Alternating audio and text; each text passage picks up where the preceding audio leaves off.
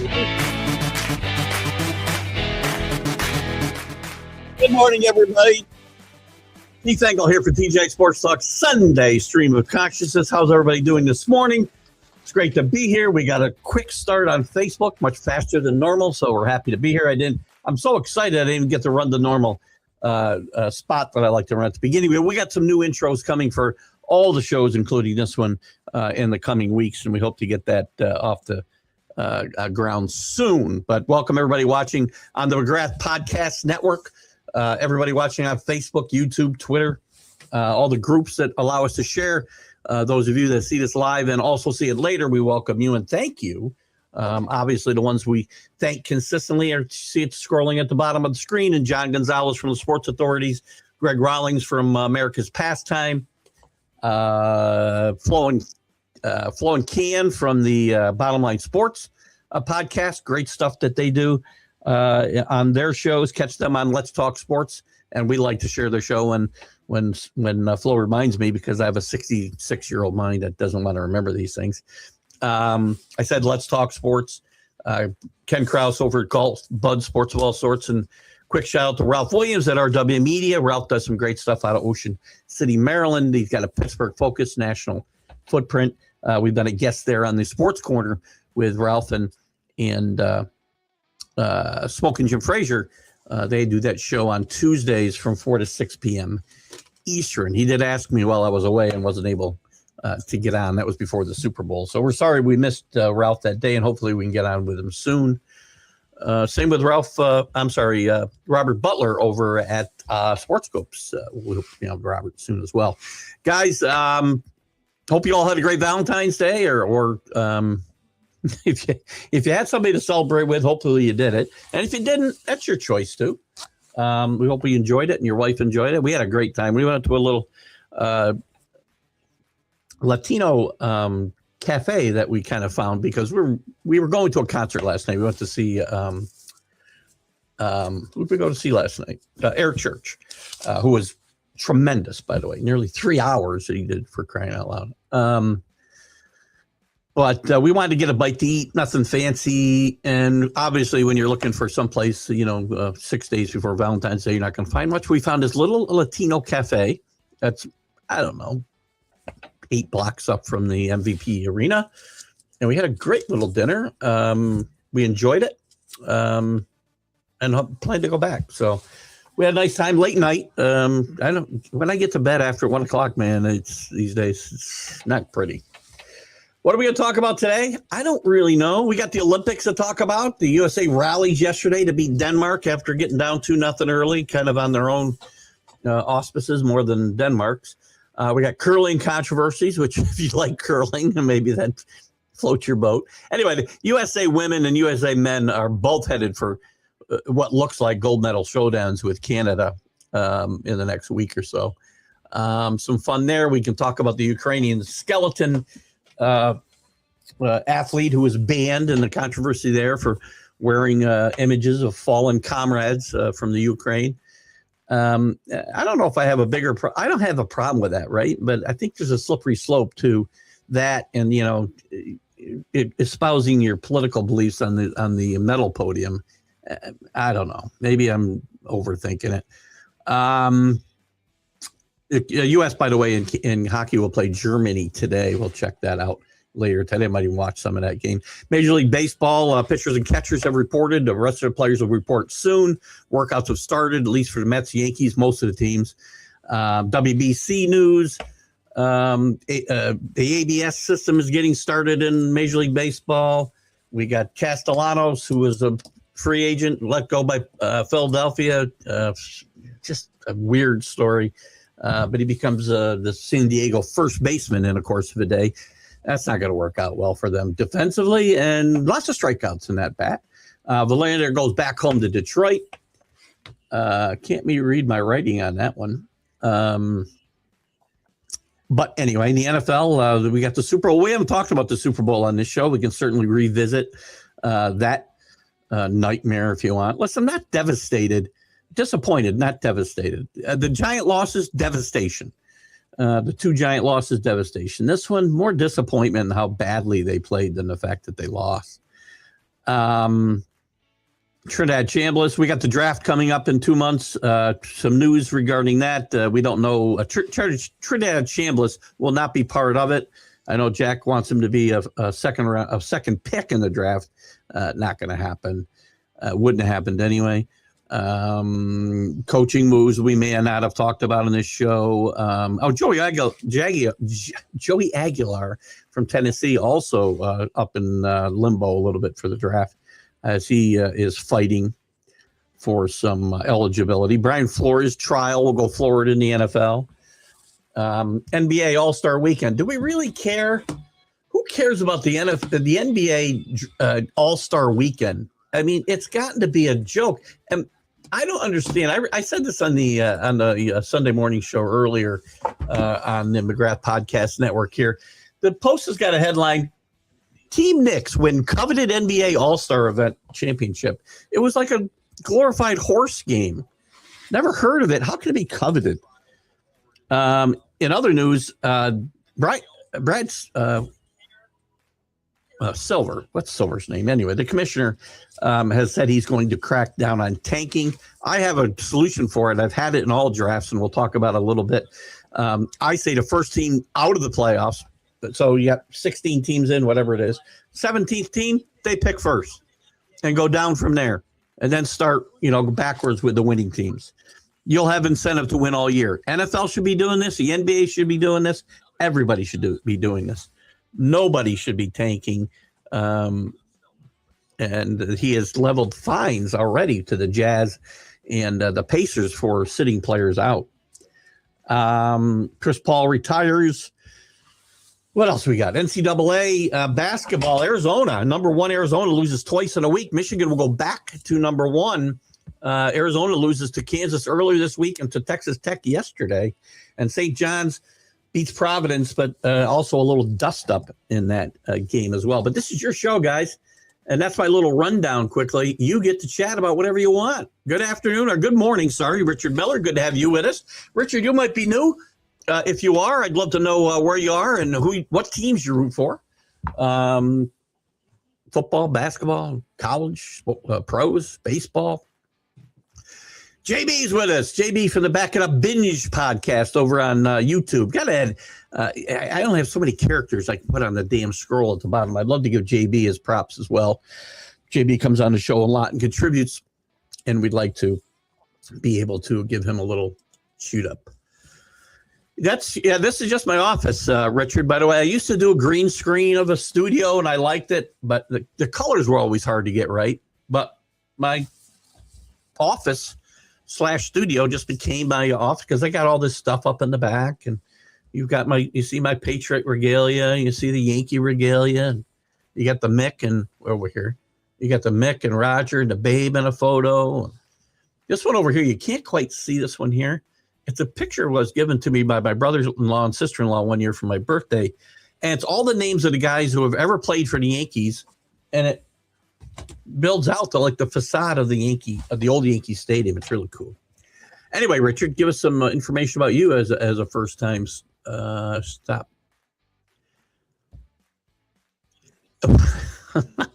I wasn't debating whether it was a physical accomplishment. There's a lot of things. I would say skeleton athletes are more athletes than curlers, for instance. Why? Who is that, by the way? Is that you, Chris? I don't know who that is. That's got to be Chris. Is that you, Chris? Got to do our intros, by the way. I got to talk to you, Chris, about something. I think I have a way. I'm working on the scripts. And I think I have a way for you to record them and get them to me. I downloaded a voice recorder on my phone and was able to save it to my phone and then send the file out to myself via email. So that would probably be the way we do it. Let me know if that's you. Some of you guys have different accounts and you try to sneak up on me. I think they're athletes. It's kind of dangerous, too, going down on your back at like 100 miles an hour. But the reason I brought him up was the fact that he was banned from competing. This Ukrainian athlete whose name I don't have right in front of me. Oh, yes, I do. I wrote it down Friday. Hold on. And it's Vladislav Hernandez. I know I butchered your name, but I butcher everybody's name. I'm sorry. He was not allowed to compete because of the images he had on his helmet of Ukrainian athletes and coaches who had fallen in the war with Russia. To me, it's more of a tribute than a political statement necessarily. I've got to sit and watch my athletes go up there and disparage their country. A couple of them have done that. If you don't want to do that, just don't go. Go compete for somebody else. Find something in your heritage. There's plenty of people who find ways to get on other teams, other countries. And now I'll get called, whatever. Toronto Maple Leafs are to take number 3 pick in next year's draft. They've been trading away top draft picks for 20 years. The Maple Leafs forever, and we haven't talked a lot of hockey this year. Where are the Maple Leafs sitting right now? And listen, it's going to be very hard. I've lost touch with Jim Beringer. I'm not sure how. It's my fault. I'm going to take total responsibility for that. I should probably reach out to Jim and see how he's doing and rekindle our professional relationship, because it was good having Jim on from time to time to talk some hockey. The Maple Leafs sit right now at 27-21. And the reason I haven't talked a lot about hockey is because the Rangers suck, 22-29. I'm a very fair weather fan when it comes to hockey, except for a very high level. And come playoff time, Stanley Cup time, I'll get more into it. We had some great starts this year that have kind of fizzled a little bit more recently, but some great stories will develop in the course of the season. In 1993, the San Francisco Giants went 103-59, came in second to the Braves, I believe, that season. Dusty Baker was the manager. And I agree, that's when baseball's baseball. I'm not a wild card guy, man. I was okay. I grew up when I was coming of age in baseball. We started with the first year, I was probably paying attention. They broke into 2 divisions in each league, and I was fine with that. I've been fine with that until they did away with it. I'd like to go back to it. We're never going backwards, unfortunately, Chris. But yeah, that was a great race. They won 103 games, and I believe the Braves won 100, either 100. They won 104, and they lost the last day of the season, I think, the Giants to fall out of the race. So I knew that was you. My favorite letters in MLB at 2026, ABS, about time. I know you hate it. Again, I do hate it, but I understand why it's here. The umpires have brought this on themselves. I don't want any more AI in my life than I have to have. I had a joke. Speaking of AI, here goes my stream of consciousness.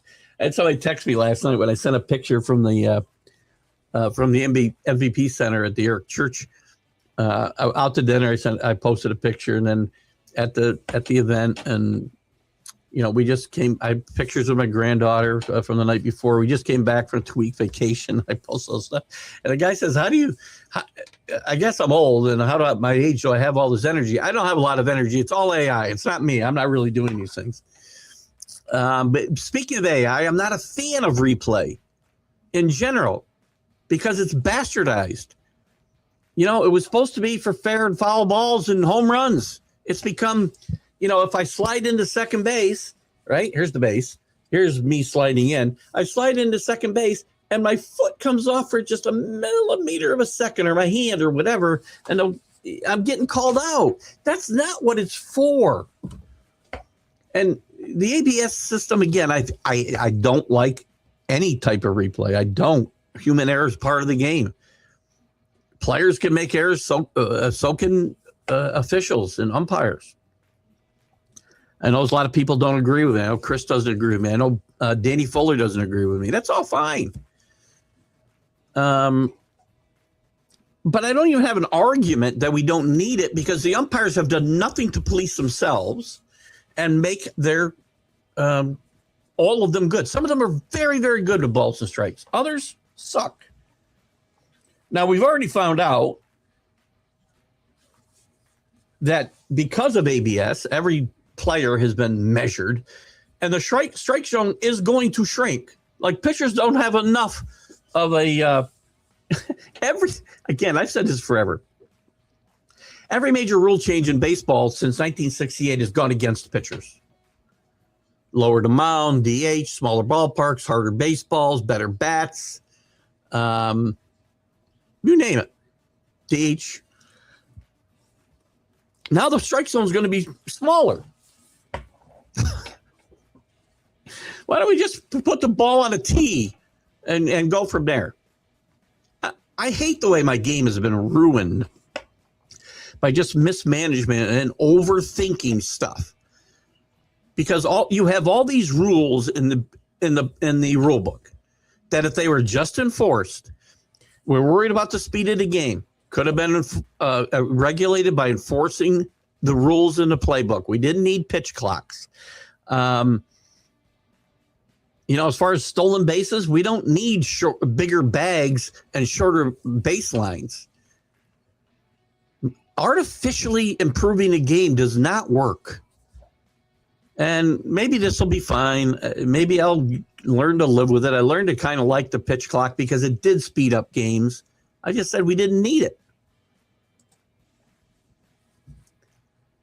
Paul Rosen. Yeah, we could get Paul Rosen on to talk some hockey for sure. I'm not sure. Again, you can tell me, and I'm sure Paul can tell me himself too if I have a conversation with him, how the only reason I had Jim on, because I like Jim, and Jim is a colleague, and we've worked together on different shows.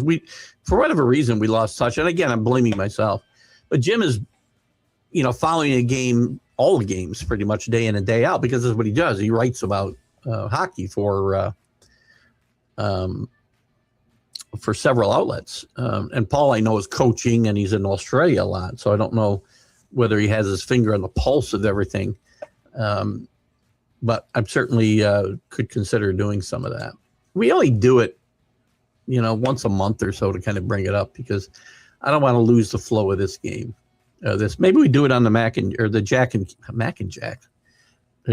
Keith weekend playbook. Maybe we'd fit him in there somewhere. I don't know. We'll talk about it, Chris. I do want you, Chris, though, and I'll send you a message later if you want. I'm assuming you have a smartphone.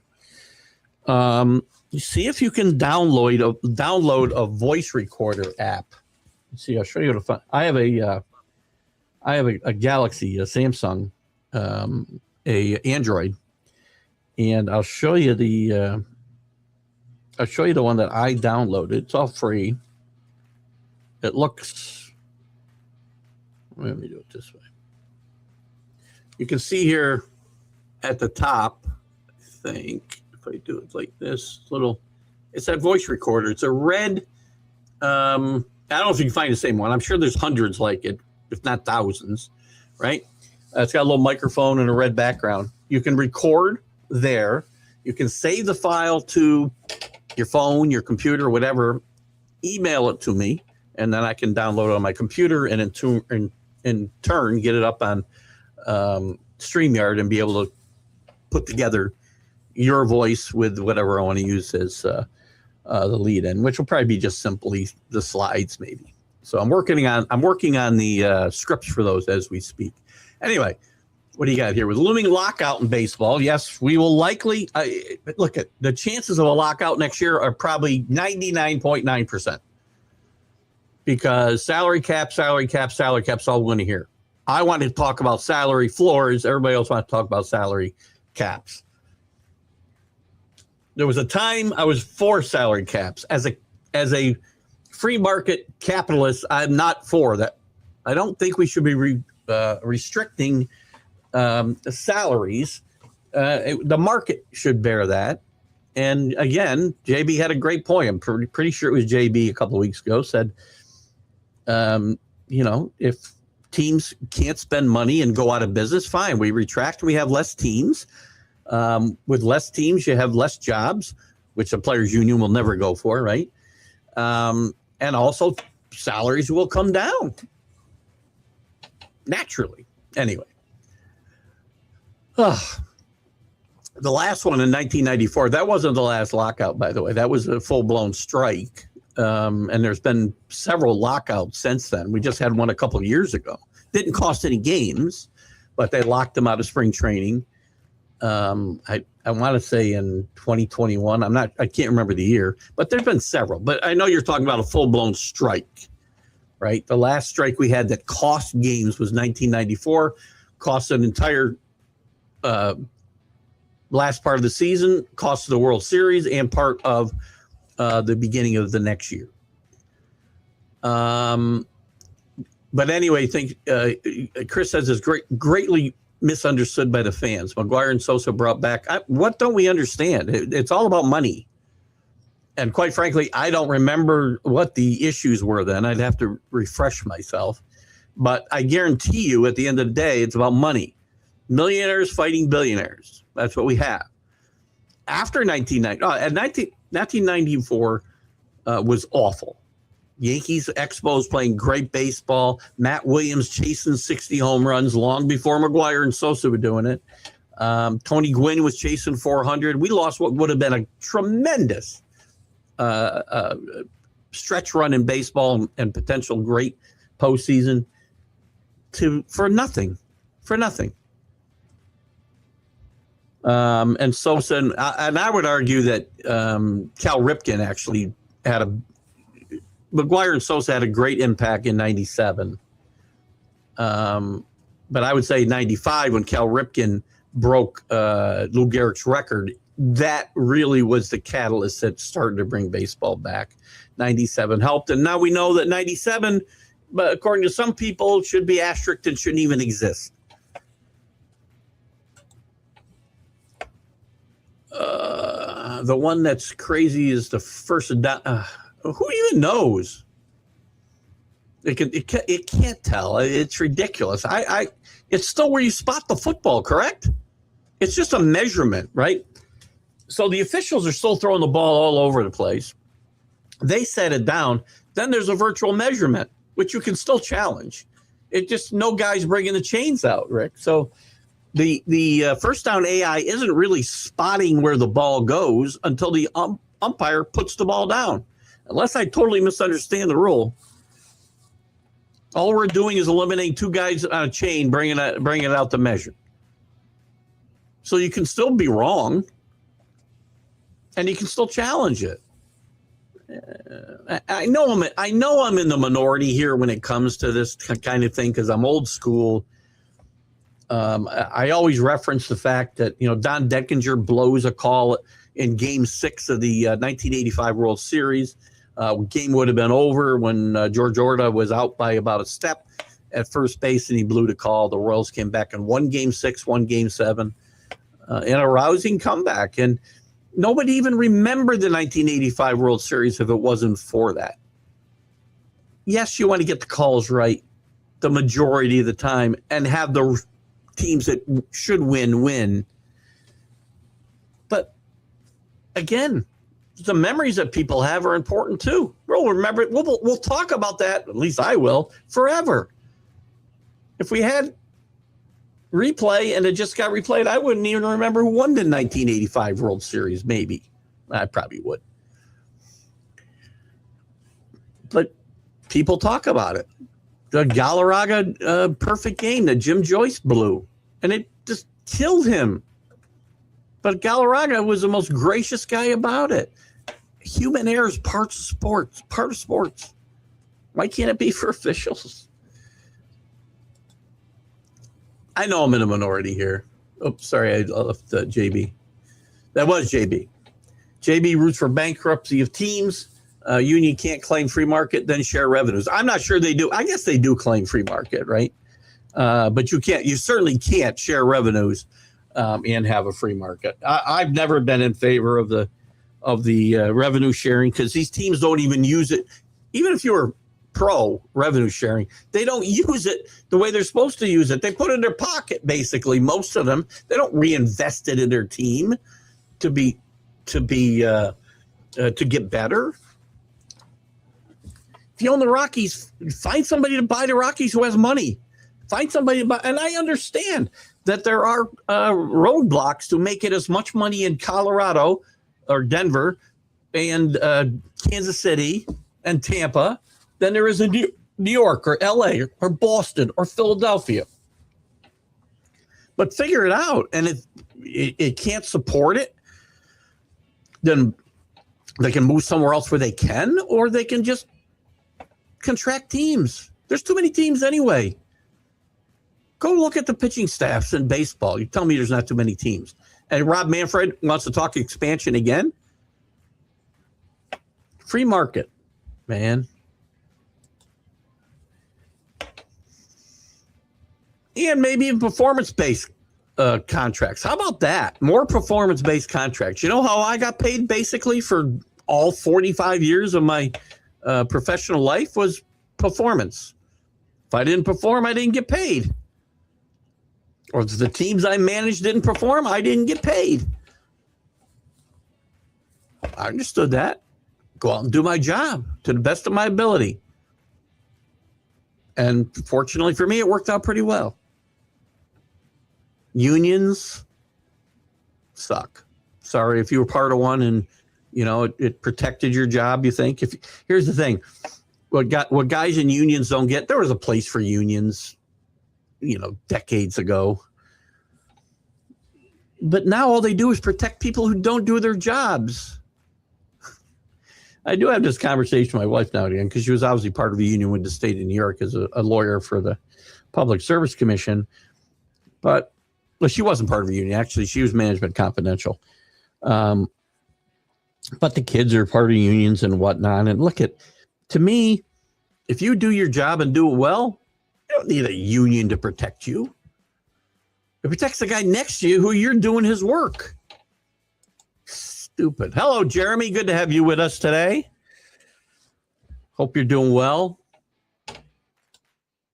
Catch Jeremy's stuff, I believe, on Let's Talk Sports. Give a little plug for yourself, Jeremy. Any of you guys who do podcasts and come in here and say hello, please feel free to put a comment up promoting your shows. The YouTube chat is where it's at. Whew. Oh, pound that like a button, like water on a plant, make you grow. What YouTube chat? There is no YouTube chat. I like you in there, though, because I do want to see that grow. And I'm glad you're in there. And some of you guys who, there's going to come a point that we're going to be moving everything to YouTube. I don't know when. It could be 2 years from now, for all I know, because I've got a lot to learn about YouTube optimization. But Facebook is really, again, throttling some of the stuff that we try to do. With the show, and quite frankly, the only reason I'm here on Facebook is the shows. If it wasn't for doing these shows, I wouldn't be on Facebook at all, because it's a freaking cesspool that does nothing but anger me, and I need to be off it for my wife's sanity and my own. But in any event, we're going to keep trying to push the YouTube stuff as well. And you know, we've grown. I mean, the subscribers are going up, but again, we're chasing 3,000 here on Facebook, and we've got, you know, we're chasing 100 on YouTube. So we'll get there, though. And I appreciate Chris. Chris is coming in through YouTube. I just remember he's got a different screen name, so now I remember why you're coming from there. Thank you. An interesting name is spring training for the Blue Jays. Tim Raines offering help. Tim Rock Raines, one of my favorite players, by the way. Was way past his prime when he got to the Yankees, but was a key player on that 96 World Series team where they finally got back over the top against the Braves. It was a key veteran contributor to a fun team. Jeremy says MLB and NFL will need to hold refs and umpires to a higher standard. I agree 100%. And that's one of the reasons, obviously, we've got ABS, which I hate. I can't have an argument. If you're just going to allow guys like, you know,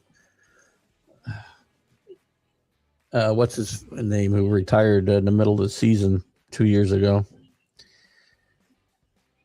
Imagine I've already forgotten him. That's how bad he was. But they had some guys last year who were just atrocious, you know. But if they can't hold their guys, their own guys, the umpires have nobody to blame for this ABS and increased review than themselves. I'm okay with mistakes. As I said, human error, part of life, part of baseball, part of sports in general. Umpires are going to make mistakes just like players are. But not to the extent we've been seeing with balls and strikes. It's terrible. The NFL's no better. Nobody knows what pass interference is anymore, right? Nobody knows what roughing the quarterback is. Everybody's got their own interpretation. No consistency. I don't care if you make the wrong call, but make the wrong call the same way all the time. The NFL, if they're going to have replay, you've got to be able to review pass interference. You have to. I'm not saying you can have review for every penalty. The games will go on forever. But we have to be able to review pass interference because it's gotten out of control. 100%. Kneecat, this is you haven't done baseball shows before? I know you're a big football guy, Jeremy. I'm assuming you're a Tigers fan. By the way, nice signing with Framber Valdez. You got to figure out the Scooble thing, though. He gets a record arbitration. You go out and give Framber Valdez I don't know what the contract was, but for more years than with Scooble's guy, he's got 1 year. And if you don't get him back, man, you're going to head in the wrong direction. I do think Verlander's got something left. And I like the fact that he's coming home. All that's left for them to do is sign Scherzer, and they'll be fine. They got a decent starting staff. I'm not sure about the bullpen, but I like the starting staff, and I like some of the pieces in that lineup. Gleyber's Torres notwithstanding. Until the season starts, it will be every other Saturday night. Cool. There you go. So check out JB and what did we say it was here? Kneecap biting with the Motor City Lions. I like doing my baseball. We didn't miss too many weeks. It was fun. I was on vacation mostly, here and there too, if there was a little bit of lack of news. But we went pretty much all year with the MLB update. And we'll tune into your show a little bit. And hopefully, Jeremy, you can pop into the MLB update and we'll share some baseball, I don't know about knowledge, opinions. Till the season starts. Oh, I did that one already. Angel Hernandez, thank you so much. I don't know why I tried to block him out of my mind. Angel Hernandez is probably the worst major league umpire in the history of major league umpires. And for years, they just kept throwing him back out there. So by doing that, and there's still a few guys there now that are bad. Most of them are very good. You know, and my good friend Dale Scott, who I interviewed on this show or this network, TGI Sports Talk, a while back when he wrote his book came out, The Umpire's Out, was a very good major league umpire for over 2 decades, I believe. But I know a couple groups that I'm in where he was offended and I think left the group because of the umpire bashing. And I totally understand it. But I'm not bashing the Dale Scotts, right? I'm not bashing the guys who do their job and do it well and take pride in their craft. I'm bashing the Angel Hernandez and guys like that who go out there and half-ass it every night. Different strike zone. Obviously not even caring what they look like, calling balls and strikes specifically and some other calls. You brought this on yourselves, and there'll be more of it until there are no umpires. Is that what we want? Total AI running baseball games, running football games? I don't want that.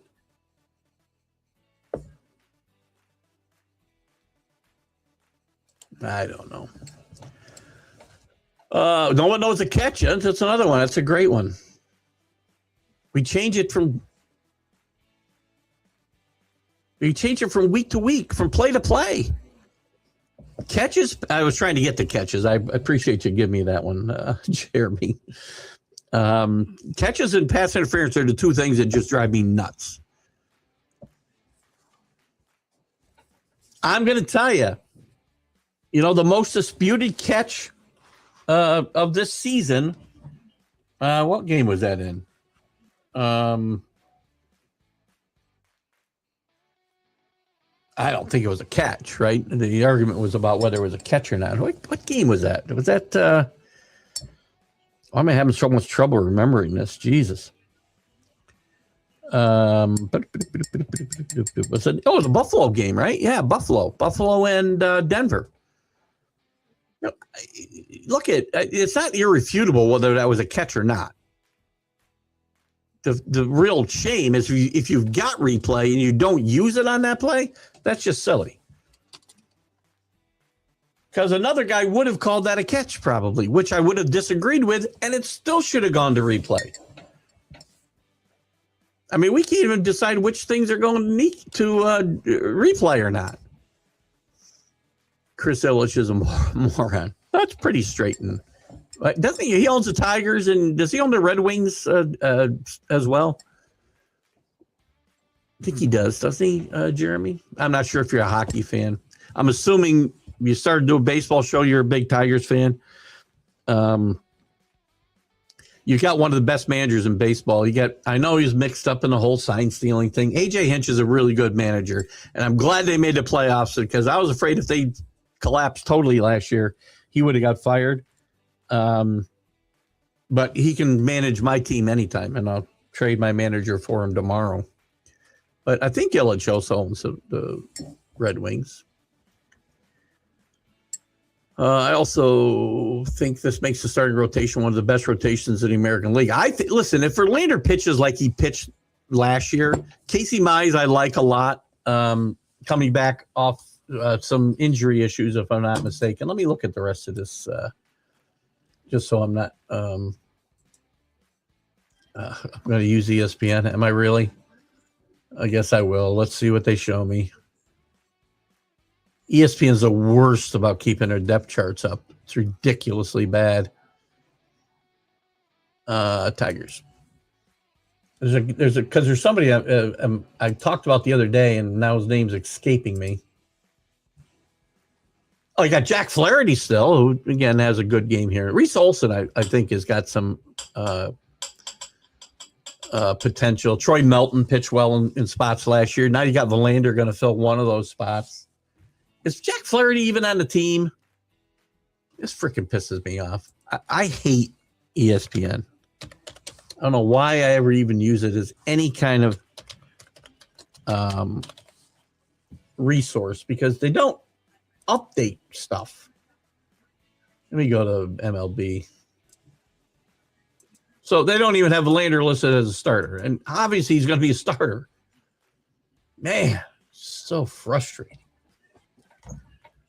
So you got Scobel. They didn't have Valdez in there. So Valdez, Flaherty is still there. Casey Mize, Justin Verlander. That's a pretty good start. And I think Reese Olson is a guy who's going to be maybe a future star in this league as well. Thank you, Jeremy. I probably should have just gone to you. Hey, maybe they'll sign Scherzer to a one-year contract. Bring him home too. That's not happening. I still think he ends up in San Francisco with his old college coach, actually, Max Scherzer. But I like what the Tigers have done over there. And a really good manager. You are what you eat, and time catches up with all of us. The barrel-chested Framber Valdez is often dripping in sweat in the third inning. Detroit hot dogs might be the capper for him. He's still a top-notch. When he's healthy, he's a top-notch MLB starter. I mean, we got to start stretching these guys out and letting them pitch more innings. This is the problem. I'm not going to go into that whole,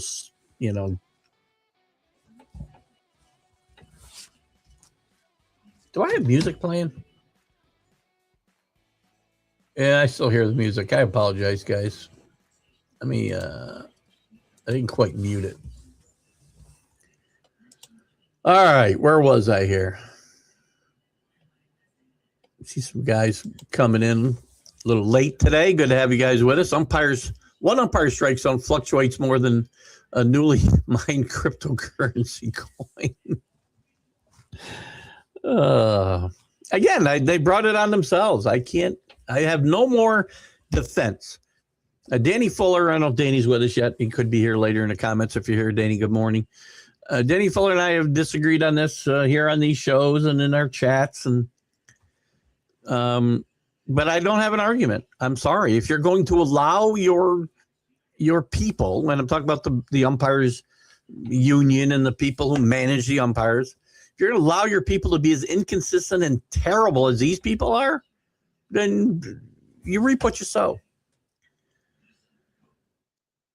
Colby Parkinson is TD versus the Lions. I don't know if I remember that play, quite frankly. But whatever, I'm going to take your word for it. Yeah, there's a ton of them. There's 2 or 3 in every game. CA, get in touch with Jim. I was thinking of him during the show while you all chatting about Olympic hockey. I got to get Jim. Maybe I will try to get Jim on next week. I don't know when the final, the gold medal game would be. We'll see if we can get him in, talk about the first half of the NHL season. And the problem is, I'd like to have him on, but I really like what we do on the show now. We have really become a stream of consciousness, and we spend 2 hours just jumping around talking about whatever. And when I bring Jim or anybody on a Sunday show, I may do something different with Jim on a different show. Yeah, because I might add another show. That's what I need, is another show. So it's hard. It's funny. We get into it here, and then some of the guys aren't interested in hockey. I lose a little bit. So I don't know. I might start another.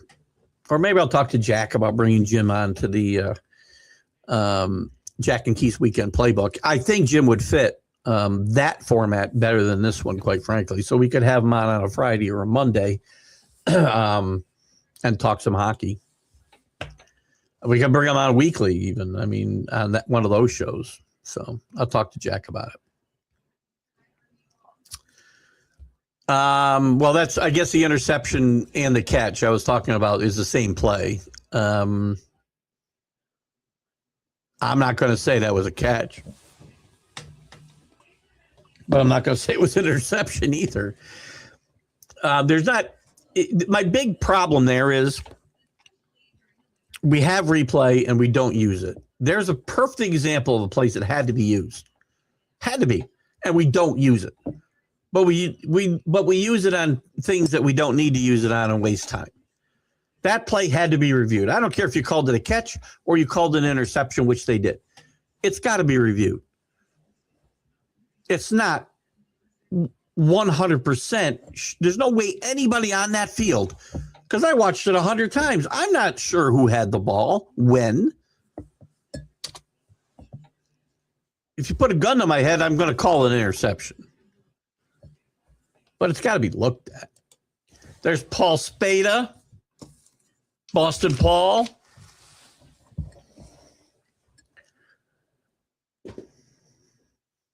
You know, I didn't think the Super Bowl was officiated all that badly. There's a bunch of fake, and don't fall for the fake bullshit. Excuse my French.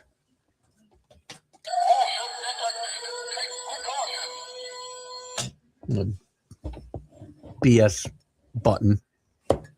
Everybody needs one of these in their life, by the way. Comes in very handy.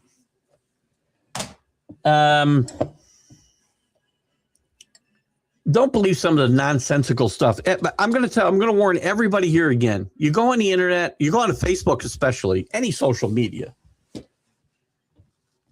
Don't repeat and share stories that you haven't vetted and make sure that there's a credible source somewhere, at least one. I mean, there's all these stories that I find on in the Patriot groups and in the NFL groups in general, and some of the other ones that say that Mike Vrabel and the Patriots have been protesting to the NFL to, some go as far as they overturn the results of the game because of the officiating. That's not happening. That never happened. So tired of this. That's why I want to get off social media. That's why I want to get YouTube to a really optimized place so I can just move everything. Hopefully you guys all move with me, because I don't want to spend the rest of my life in this trash heap of Facebook. And it's not just sports, obviously. But nobody was complaining. The only thing I would bitch about the entire game was the hit on Diggs after a play out of bounds. Obviously a personal foul, but it doesn't impact the game. Not going to go up in arms. And nobody for the Patriots, including Mike Vrabel, has done any complaining or asking the NFL to make a ruling or look into the officiating of Super Bowl. Nobody. By the way, speaking of Mike Vrabel, I put something up on my personal page the other day just to watch Mike Vrabel, and he's done this all year, wins and losses, greeted each player at the top of that tunnel, and to watch him after the Super Bowl greet each one of those guys, that man is a leader. That's why players run through walls for this guy. And that's why the Patriots aren't a one-year wonder. You guys can talk all you want. All you want. I'll put this right back up in a second, Jeremy. You can talk all you want about the schedule. I don't care. I don't care. I can only play the teams that were put in front of me. And most of those teams, a few of those teams that were so bad, and you want to talk about your schedule, were supposed to be good. And I can only play the teams that they put in front of me. And the teams that were bad, most of them they beat up on, as they should have. Teams they were losing to the last 2 years. They went to the Super Bowl. Your team didn't. Don't talk to me about schedules. Next year's schedule will be harder. Will they win 14 games? Probably not. But this team could win 10 or 11 games and be better than this year's team. It's a young team. 30 new players, more than anybody in the NFL.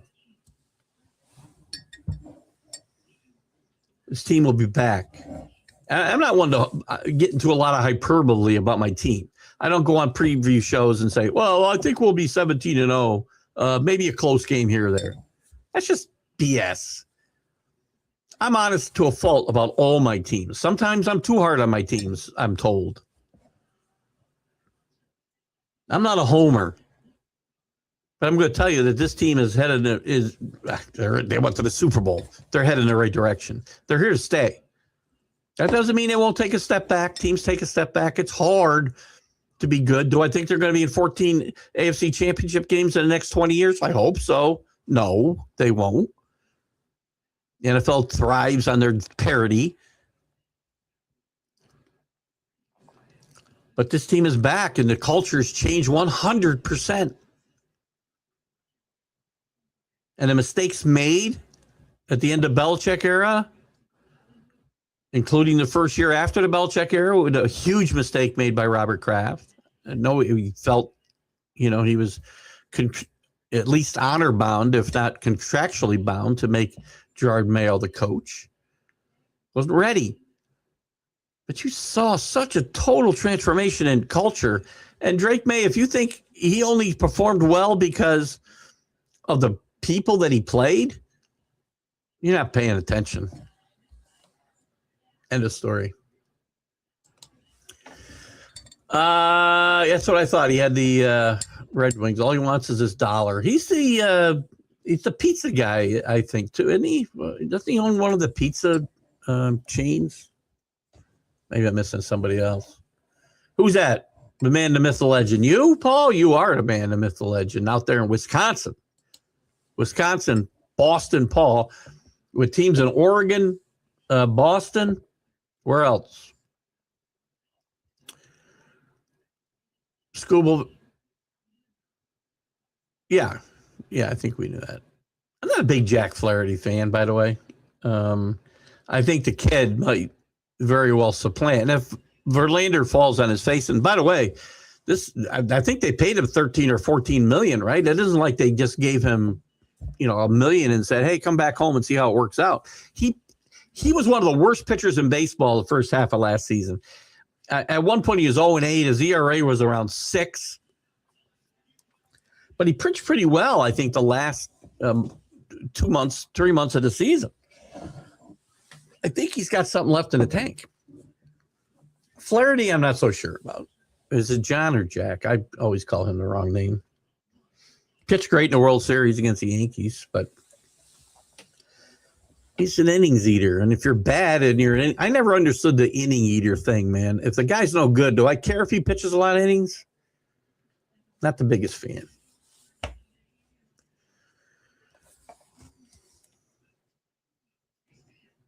That's another guy that I've heard some about as well. But their bullpen I'm not crazy about. I mean, you're looking at Kyle Finnegan, Kensley Jansen. I mean, I just don't know if I'm excited about what's that bullpen. They think that's fortifying the back end of the bullpen. That's a gamble. Second, I wasn't the only one censored that morning while you were on the sunny patio on travels, meaning you hit something that banned our communication. Did I? I apologize. It's very hard to do when I'm sitting there in the sun, and I do apologize. I never would do that to anybody. The only one I've ever banned were guys that were, making total asses of themselves with stuff, irrelevant. The penis head guy, for instance, got banned. I've never ban you, CA. I must have hit something as I was trying to do stuff, so I apologize 100%. I think that happened one other time, and I think it was, again, when I was being blinded by the sun doing something remote. I do the best I can when I'm traveling so that we can have a show, and again, all I can do is apologize. And I don't do that very often. Is Olsen out for the year? Really? Well, that's a shame.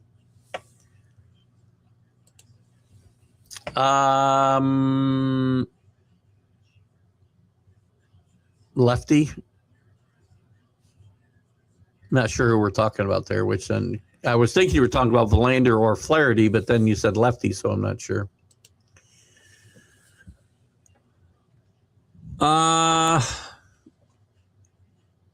Man, I don't. I love movie references on this show. And I love Rain Man, great movie. But I don't remember the Fernando Valenzuela reference. Another thing we didn't get a chance to talk a little bit about, or much about, because I was away. We did talk about it, I guess, a couple Sundays ago when I did an hour or so in the afternoon after an excursion, was the Hall of Fame voting.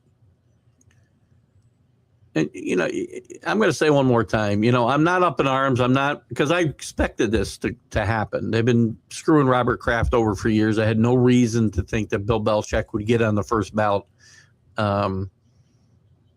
Because he needed to be punished in the eyes of the NFL. It's not the NFL, by the way. The NFL doesn't run. Big misnomer. People blame MLB and they blame the NFL about Hall of Fame stuff. They don't even have anything to do with it. Do it have some influence with writers and voters? Sure. Probably. But those Hall of Fames are independent organizations, as are the people that vote. Bill Belichick is absolutely a first ballot Hall of Famer. I understand what he's got to wait. If they do it to Brady, which comes up, is it either next year or the year after? It'd be a travesty. But I'm not all worked up about it because I understand. Yes, sir. Met him at a Tigers game. Valenzuela was awesome and barely bilingual. What year was that? Because, he's been in the country since 1980, 79, 80, I guess. It was his first year with the Dodgers. He pitched a few games in 80 before he broke out in 81.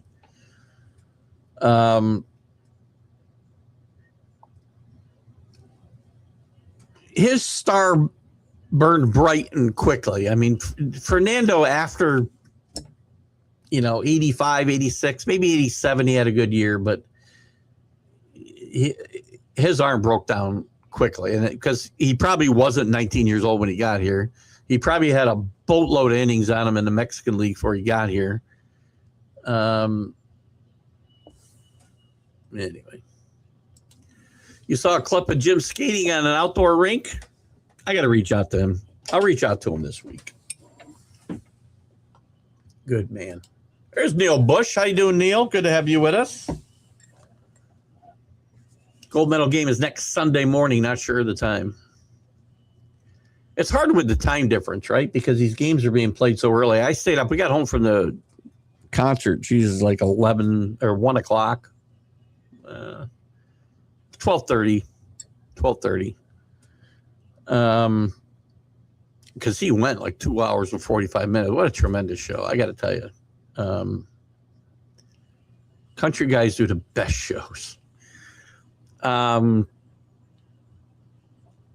I was watching some of the stuff on tape. Even then, NBC had it on. They didn't have Saturday Night Live on. They had some Olympic stuff. So I watched some of the, some of the X game stuff, if you will. They had on the skiing with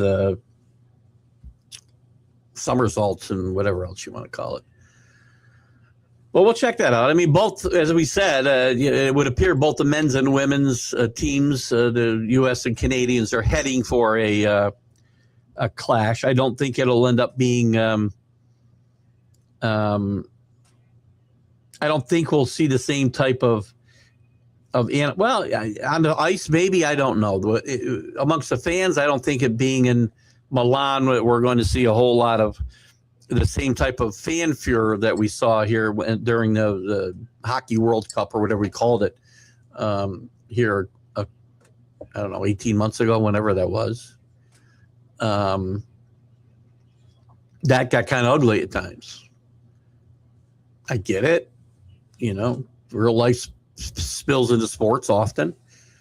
But let's just show some class, okay, when that happens, please. Again, I kind of dropped the ball there. Jim and I haven't spoken in quite a while, and I dropped the ball in reaching out to him, quite frankly. I'm going to take total responsibility for that. Nothing happened with Jim. Jim didn't boycott our show. I just had to reach out to him in the longest time. And it's hard because, listen, I love hockey when my team is good and when we get to Stanley Cup time, but I have to really do a lot of work to stay up on it because it's not my first thing. Even the NBA right now, it's NBA. It's college basketball, not in that order. College basketball's first. We got Major League Baseball starting. So it's a matter of where to put them. And I don't know if I want to disrupt the flow of this show because I like the way it's your guys' show and we just play off you guys being my co-host. But I do think that Jim would probably fit our Jack and Keith format during hockey season. Jack's not a big hockey guy either, so I don't know if I'm going to convince him that's the right thing to do. But yeah, there you go. Jack's not a hockey guy. I can force him. He's not a college football guy either, but I turned him into one this year. I turned him into such a great college football fan. He thinks Trinidad Chambliss will be it'll be a coin flip between Trinidad Chambliss and Arch Manning next year as to who'll be the first pick of the NFL draft. It won't be. Just saying. Can we see Trinidad Chambliss play 1 year without Lane Kiffin and Charlie Weiss Jr.? If he plays lights out, great.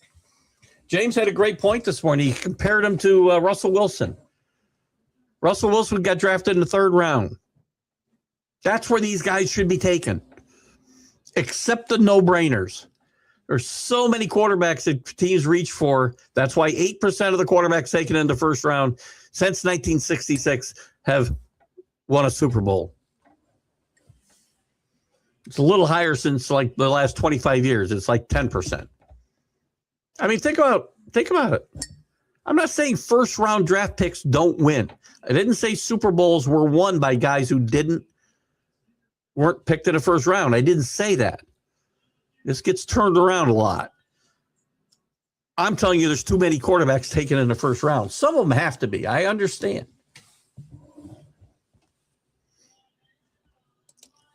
The numbers go up a little bit because Darnold won. I guess it would have gone up either way. But by the way, of the, I don't know, the number was like crazy. It was like, I don't know. I can't remember the number. But also a good portion of those guys who actually won Super Bowls didn't win with the team they were picked by. Darnold falls in that group.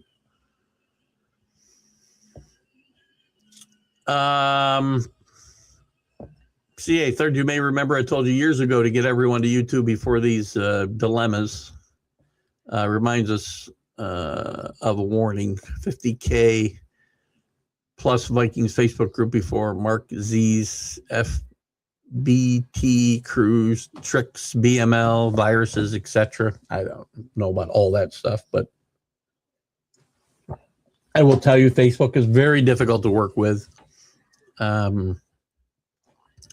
Just to kind of summarize what he's saying. I do remember you told me that. Here's the problem.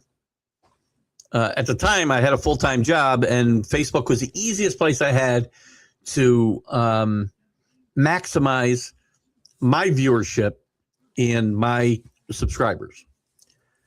YouTube is much less friendly to do that. There are people I can pay. I'm not willing to pay. This is a avocation for me, not a vocation. I'm not looking to make money, although I did make like $27 from Facebook this year. So there is that. I don't care if I ever make money, quite frankly. That's not what I'm here for. I'm here to have fun and get my message, and not my message, get as many people involved as I can. And Facebook has been the tool that was best for that.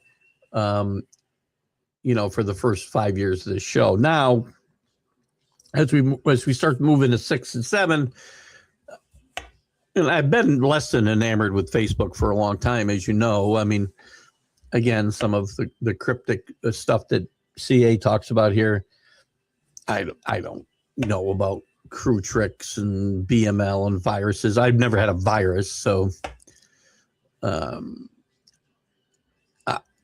I'm more wide open on Facebook than most of the people that I know, and I've never had any viruses.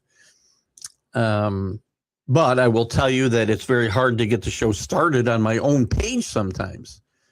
I've got to go back and try it 3 or 4 times. Today was good. I didn't put it in, and it could be StreamYard. Maybe it's not Facebook. But Facebook will throttle some of our views and whatnot from time to time. And then all of a sudden they'll open it wide open where we'll have 2,000 views on three different, it used to be 3 different platforms. I meant to ask Brian if MPN was going to have a Facebook presence, but I don't really care. I think YouTube is the way to go, at CA. And I appreciate that. I don't remember all those conversations. I'm old. But I'm certainly not going to dispute the fact that you did say all this stuff. So, and Facebook's a bunch of Nazis anyway. I'm sorry. They just are. Going back to that Buffalo game, I thought it was an interception. Yeah. But I was going to call it one way. I would call it an interception. It certainly wasn't. I don't know what people were watching. When people were showing still photos the next day and saying, how is this not a catch? You can't tell from a still photo whether it's a catch. Jeez, my God.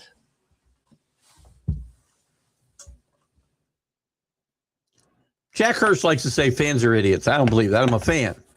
You guys are all fans as well as, doing what we do here.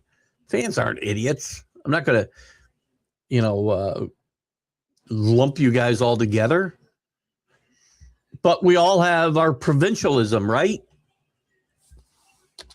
We have our own narrative that we want to tell, especially when it comes to our teams. I try not to do it. I try to be fairly impartial. I'm always going to pick my team to win. I'm never going to root against my team.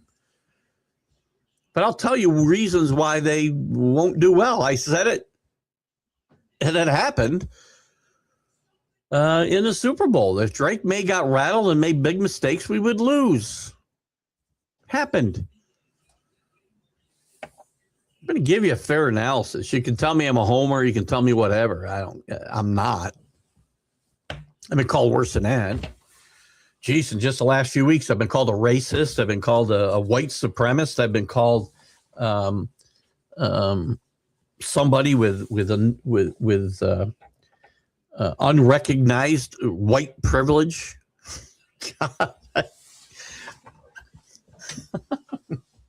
It makes me laugh. And I brought it on myself. I did it on purpose because I wanted to expose the type of vitriol that would be thrown at me. And I got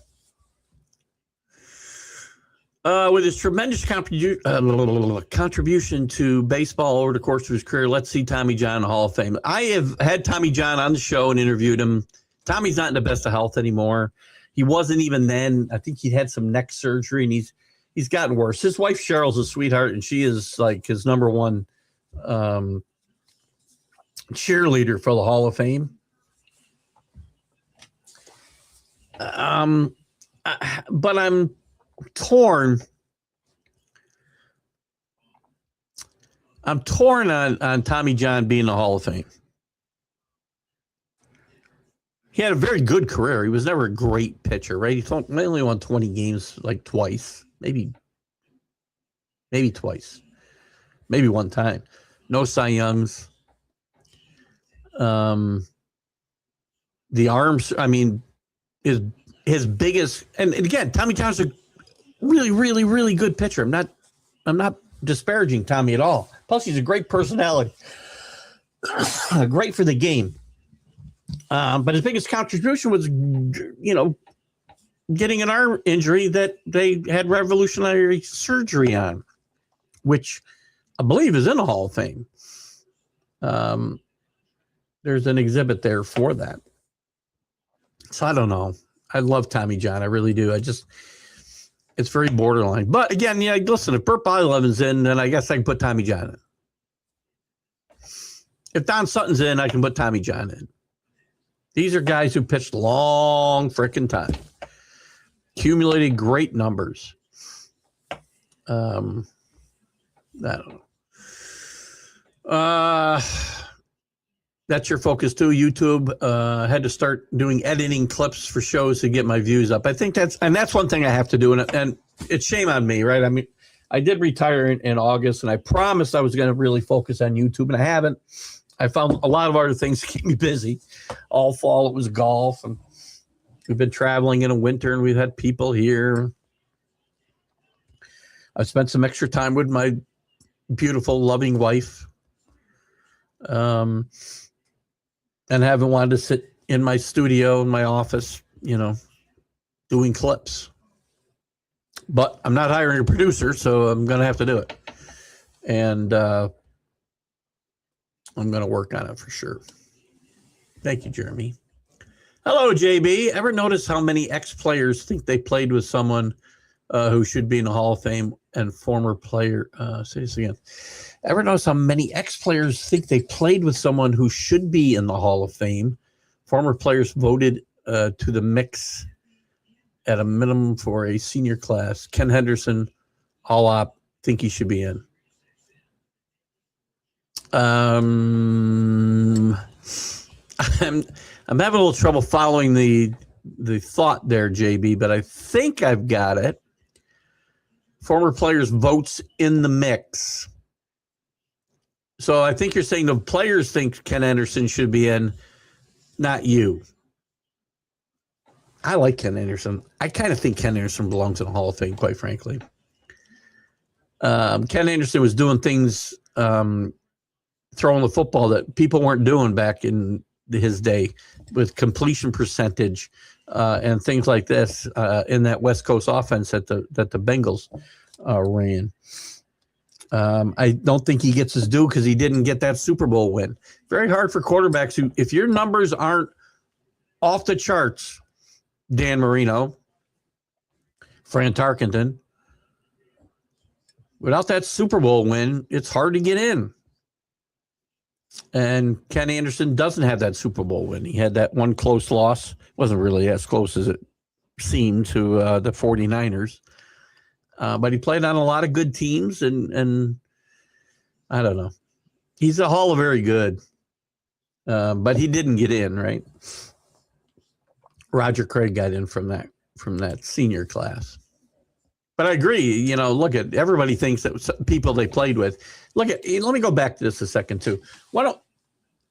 I think a very interesting case for the Hall of Fame, and he wasn't a finalist this year on the veterans side or whatever they call that part of the voting. And I don't think coaches, by the way, here's another problem.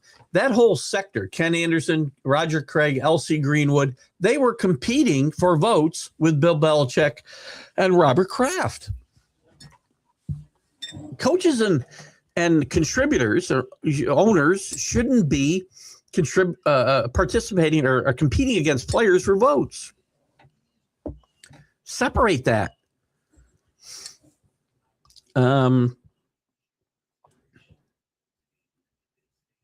Where was I going with this? So anyway, some of those guys voted for Ken Anderson that should have voted for Bill Belichick. The NFL's got very screwy rules when it comes to not rules, but criteria for the way they vote. Somebody's got to get in. We can't vote nobody in, for instance. Hey, there's years maybe nobody should be voted in. Major League Baseball does. I'm sorry. The Baseball Hall of Fame does it. There are years where nobody's gotten in. Not a lot, but you don't say, well, we have to have between 4 and 9 or whatever the number is for the NFL. And these things need to be more transparent. If you didn't vote for Bill Belichick, God bless you. I want to know who you are, though. Not because I'm going to come firebomb your house. I just want to know who the idiot is. That's all. There's a hello for JB from Jeremy. I do too. I don't think they did a bad job. There wasn't a lot of plays that were controversial that they could have got wrong, probably. I think they did a really good job. The only blatant call they missed was the shot on Stephon Diggs, and again, it's not like it probably would have mattered in the game, but that's got to get called. It was after the play too, so we got a lot of stuff here.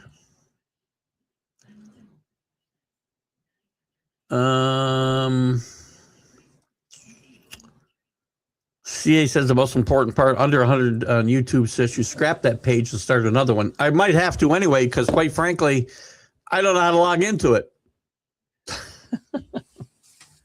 I got a couple different Google accounts, and I don't know how to get in to manage my page right now, so I'm probably going to have to do that. So any of you who are following me now will have to re-follow me on YouTube at some point. So anyway, scrap that page to start another one. But the most important thing is for us to talk. You being the only person who I gave this phone number by. Did you? I don't remember getting your phone number. I'm happy to talk to you, CA. Oh, it was years ago? I don't know. I was young and foolish then. Now I'm old and worn out.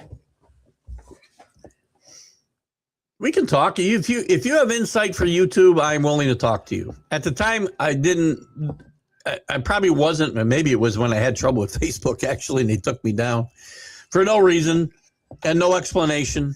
That's why I call them the Nazis.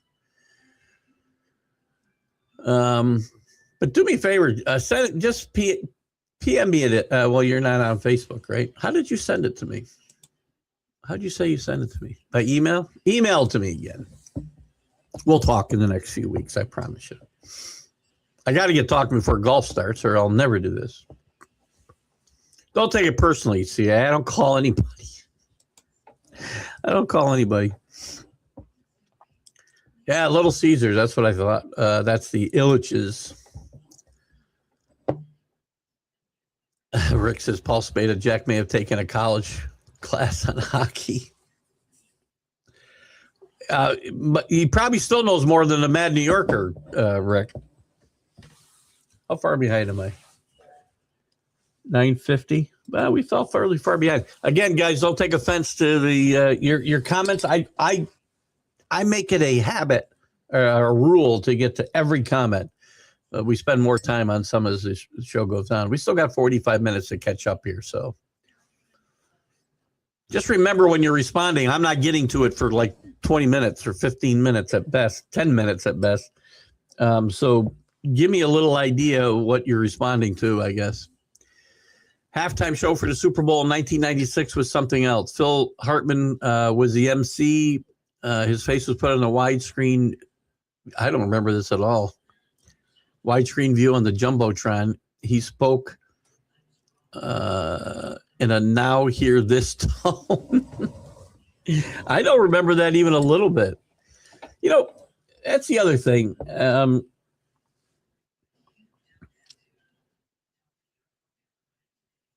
I feel I like to take on topics, right, without, just trying to get clickbait and whatnot, or get myself called a racist. And at the knowing the possibility I'll be called a racist again, I'm going to talk about the Super Bowl halftime show. I'll be very honest with you. I don't know whether I liked it or didn't. I have no idea. We did have it on. Or they did have it on the ship, right? But I mean, when I can't understand the language, and that's my fault, I guess, but how am I supposed to know it was good or bad? I don't know. I really have no opinion on it. I know what other people have written on both sides of it. I think there's hyperbole on both sides, right? I do not think, as somebody posted on Facebook about, they translated the lyrics, and I'm going to guarantee you what they put up as a transcript of the lyrics were not the lyrics. Other people have said that if there was no closed captioning, because if they were, then the FCC would add all kinds of problems. I don't know if that's true or not. I mean, obviously, I have Spanish-speaking friends and acquaintances who spoke very highly of what he did. And were there some trashy parts of this? I mean, he's grabbing his crotch, so I'm assuming there was something in the lyrics that was not totally appropriate for the entire audience, or necessarily in good taste. I don't know. So again, most of what I can judge by is what I watched. I didn't understand. So I'm not, and that's not good or bad. It's just I can't say it was good or bad. How people could go on Facebook and say that's the worst halftime show of all time. I don't know how they can say that. I think not Art Kelly, who was the guy who did it last year's. It'll come to me. I've said his name 1,000 times this week. That I know was awful. Snoop Dogg, who I've come to like Snoop Dogg a lot. I watch him on The Voice, and I see commercials, and he's tied in with the Olympics. I've come to like Snoop Dogg. I don't like his music, and I thought the halftime show that he did a few years ago was just awful. That's my taste. The music, awful. Don't like it. But that's personal. I mean, I don't know what to make of it. I really don't. Again, a lot of the only way I can drive an opinion is what I can find, and I don't trust the stuff that I found about it. I really don't. I know a lot of people put up like this was wonderful. This is what I want my kids to see, and I'm like, why? I don't, because how did you understand what was happening? Because he said, "God bless America."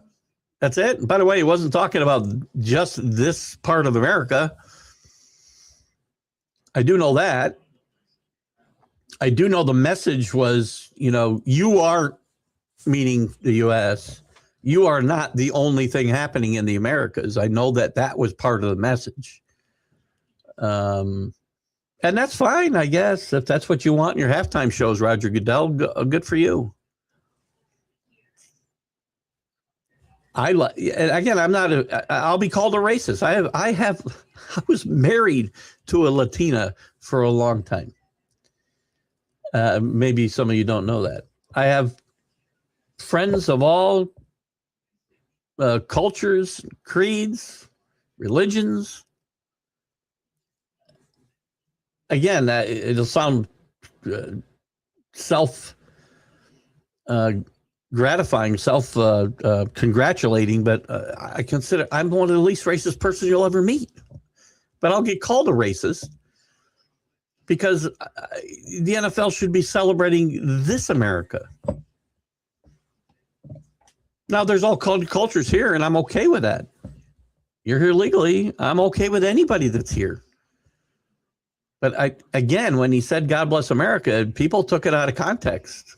I did some research on this part because he went right into and talked about all of South America, which is fine. But I'd rather celebrate this country during its biggest event. Sorry, I'll be called a racist again. I know we've lost a couple of loyal followers the last 2 weeks, 3 weeks, whatever. Maybe it was a month ago. Whenever I posted something, I posted on my personal page. I can't help that. I mean, I didn't do anything other than, speak my mind on a topic that I felt very strongly about. And a lot of people feel the other way. A lot of people feel the same way, and a lot of people feel a different way. If you want to stop following me because of that, you want to unfriend me because of that. I had people that I had interacted with on this show, not necessarily here, but people I'd interviewed that called me a racist and a white supremacist. Not true. My views are my views. I told you guys, and you can tell, I've never hid from my views on this show. I'm a conservative Republican. I do have some more liberal views when it comes to, gay marriage and things like that. There's a line there, right? I don't want men competing with women, trans men or trans women, whatever. I don't know which version I'm supposed to call them, which also probably makes me, a homophobic. But I have no problem with how anybody chooses to live their life. I officiated the wedding of my niece and her wife. But my views tend to be conservative when it comes to this country and law and order. That's all I posted about. And I'm called a racist because we can't disagree. That's what I love about our shows. We can disagree. I thought we could. Some people I can't disagree with, apparently, because if I don't conform to their way of thinking, I can't be, we can't be friends. Listen, I've never unfriended a single person. The people that called me a racist and a white supremacist and a gazillion other names, I didn't unfriend any of them. I put that post up for a reason, to expose some of those people, to show you where the real hate comes from.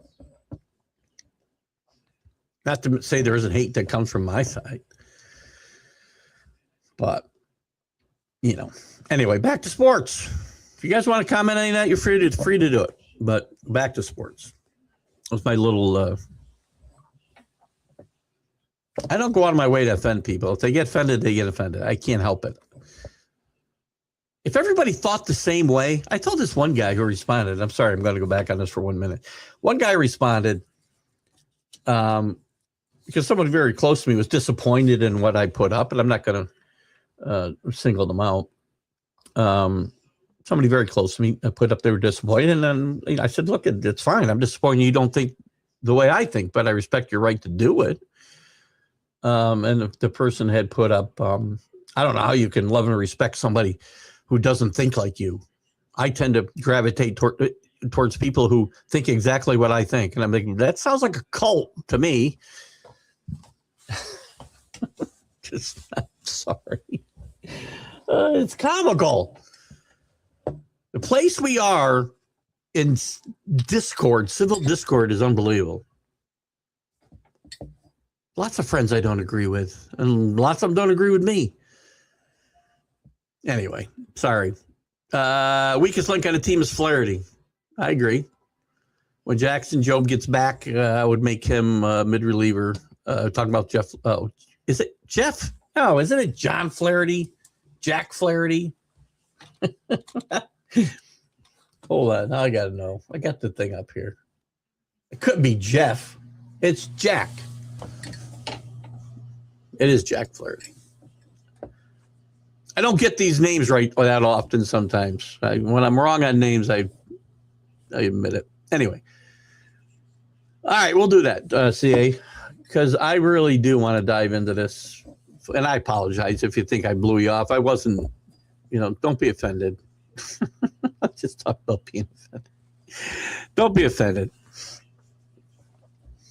I mean, I probably had a gazillion other times things going on. At the time I was working, and work was, just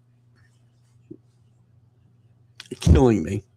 It's amazing I was able to do the shows that I did. Book recommendations. We love book recommendations, JB. The Bad Guys Won, the 86 Mets. I have that. I have that book. And I've read it. Very good book. Another good book, by the way, speaking of the Mets. Oh, and a documentary recommendation I found on YouTube. Another great book is The Worst Team Money Can Buy by Bob Klapisch. I finally found it, put it on Kindle and read it. It's about the 80... I don't know if it was the 89, 90 Mets. Bobby Bonilla, Brett Saberhagen, who I love, just happened to be caught up with a bunch of Jeff Torborg was managing that team. So anyway, great book there. This is a good one too, JB. Great call on The Bad Guys Won. Also check out the Worst Team Money Can Buy. And also, I came across, because I'm at nighttime, my wife we'll watch some of our shows. We watch Jeopardy, and we watch, right now it's The Lincoln Lawyer we're watching, in The Pit. Some great shows, man. There's some great stuff streaming right now. But then she'll go to bed, and I'm on YouTube looking for documentaries and whatever. I came up with, and I don't remember the name of it, something simple like A Charmed Baseball Life. It was about Jeff Torborg. About an hour and a half, hour and 40 minutes. Great. Jeff Torborg, not one of the big names in baseball history, right? But he caught more no-hitters. I still think he's caught more no-hitters than any catcher in baseball. He definitely caught them from more people. He caught them for Koufax. He caught them for Nolan Ryan, and some others. And then he went on to coach and manage. It was really, really interesting to watch, and a man of great faith, and just a man who nobody they interviewed, of course, was pro Jeff Torborg, didn't go look for people that didn't like him probably, but all his ex-players had nothing but great things to say about him. Not the greatest manager in the world, but again, a first-class person from what it looked like. Check it out. I wish I could remember the name of it, and when I find it, I'll share it. Falling further and further behind here. I apologize. Who's your dark horse comeback player of the year? My eye, a healthy Brandon Drury. I'll give you Brandon Drury. I think you've used Brandon Drury, though, multiple years there, Chris. Gunnar Henderson, who didn't have a great year last year, I think could win the award. Maybe even Jackson Holiday. I know he's starting the season hurt, I think JB told me. And maybe you don't consider Gunnar Henderson. I mean, how far do you have to come back? Another guy you like, who I think, I want to say signed with the, where did he sign? Another guy you like, and I like as well, or I did at least when he was a Yankee, is Andujar. I can't remember where he signed this year, and I feel like he's going to have a chance to play a little bit. Another guy to think about. Let me move here anyway. Donna, good morning. Good to have you with us. Donna Richard Gibson. Hope you had a great Valentine's Day. with your husband. Lovely pictures you put up. I'd like to make that a topic on my next baseball roundtable talks. It will be open to fans and other teams. I want to make it like my NFL roundtable talks on Wednesday night. What's that topic now? That's a good example of probably something I said we talked about a while back. But let me know. Oh, 1985? Is that what you're talking about? This season? Let me know when you're going to do it. I'd love to do it. I love talking baseball nostalgia. When I was doing the interviews with baseball players, I mean, I love the guys I got on from the 60s and 70s. I mean, yeah, there were more contemporary guys. Brett Saberhagen was a great interview. Doug DeCinces, a great interview. But I had guys on like Eric Sodelholm. Great interview. Had a lot of fun with him. Daryl Knowles. Great interview. Now friends with his wife. Great people. I mean, Daryl's 80-something years old. You'd think he was in his 60s. Just a bunch of guys. I had a ton. Denny McLean. I had a lot of fun. I love talking baseball nostalgia. A lot of fun. Oh, 85 for meeting. What was the topic for the roundtable? Hello, AC. Good to have you with us, my friend. 85 meeting for Valenzuela. I got to start going through these a little bit faster, but it does. I like, I decided at one point, CA, that, I was getting tired of my studio green screen.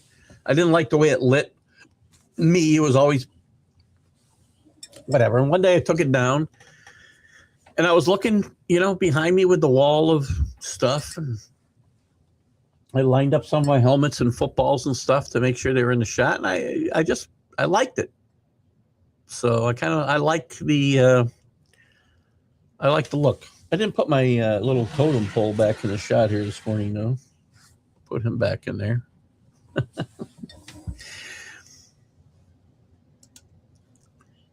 I have to say, Team USA hockey's playing great. Both the men and women have great shots at a goal. It's going to be, as we talked about, Canada and the U.S. most likely on both levels.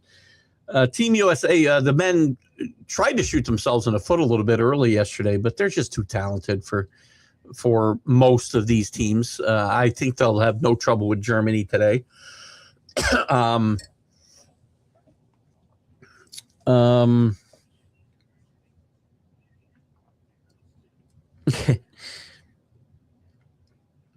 It's going to be Canada. I just don't see any other team really giving them any issues. Great video last night. I had a lot of fun. Jeremy's talking about some of the videos.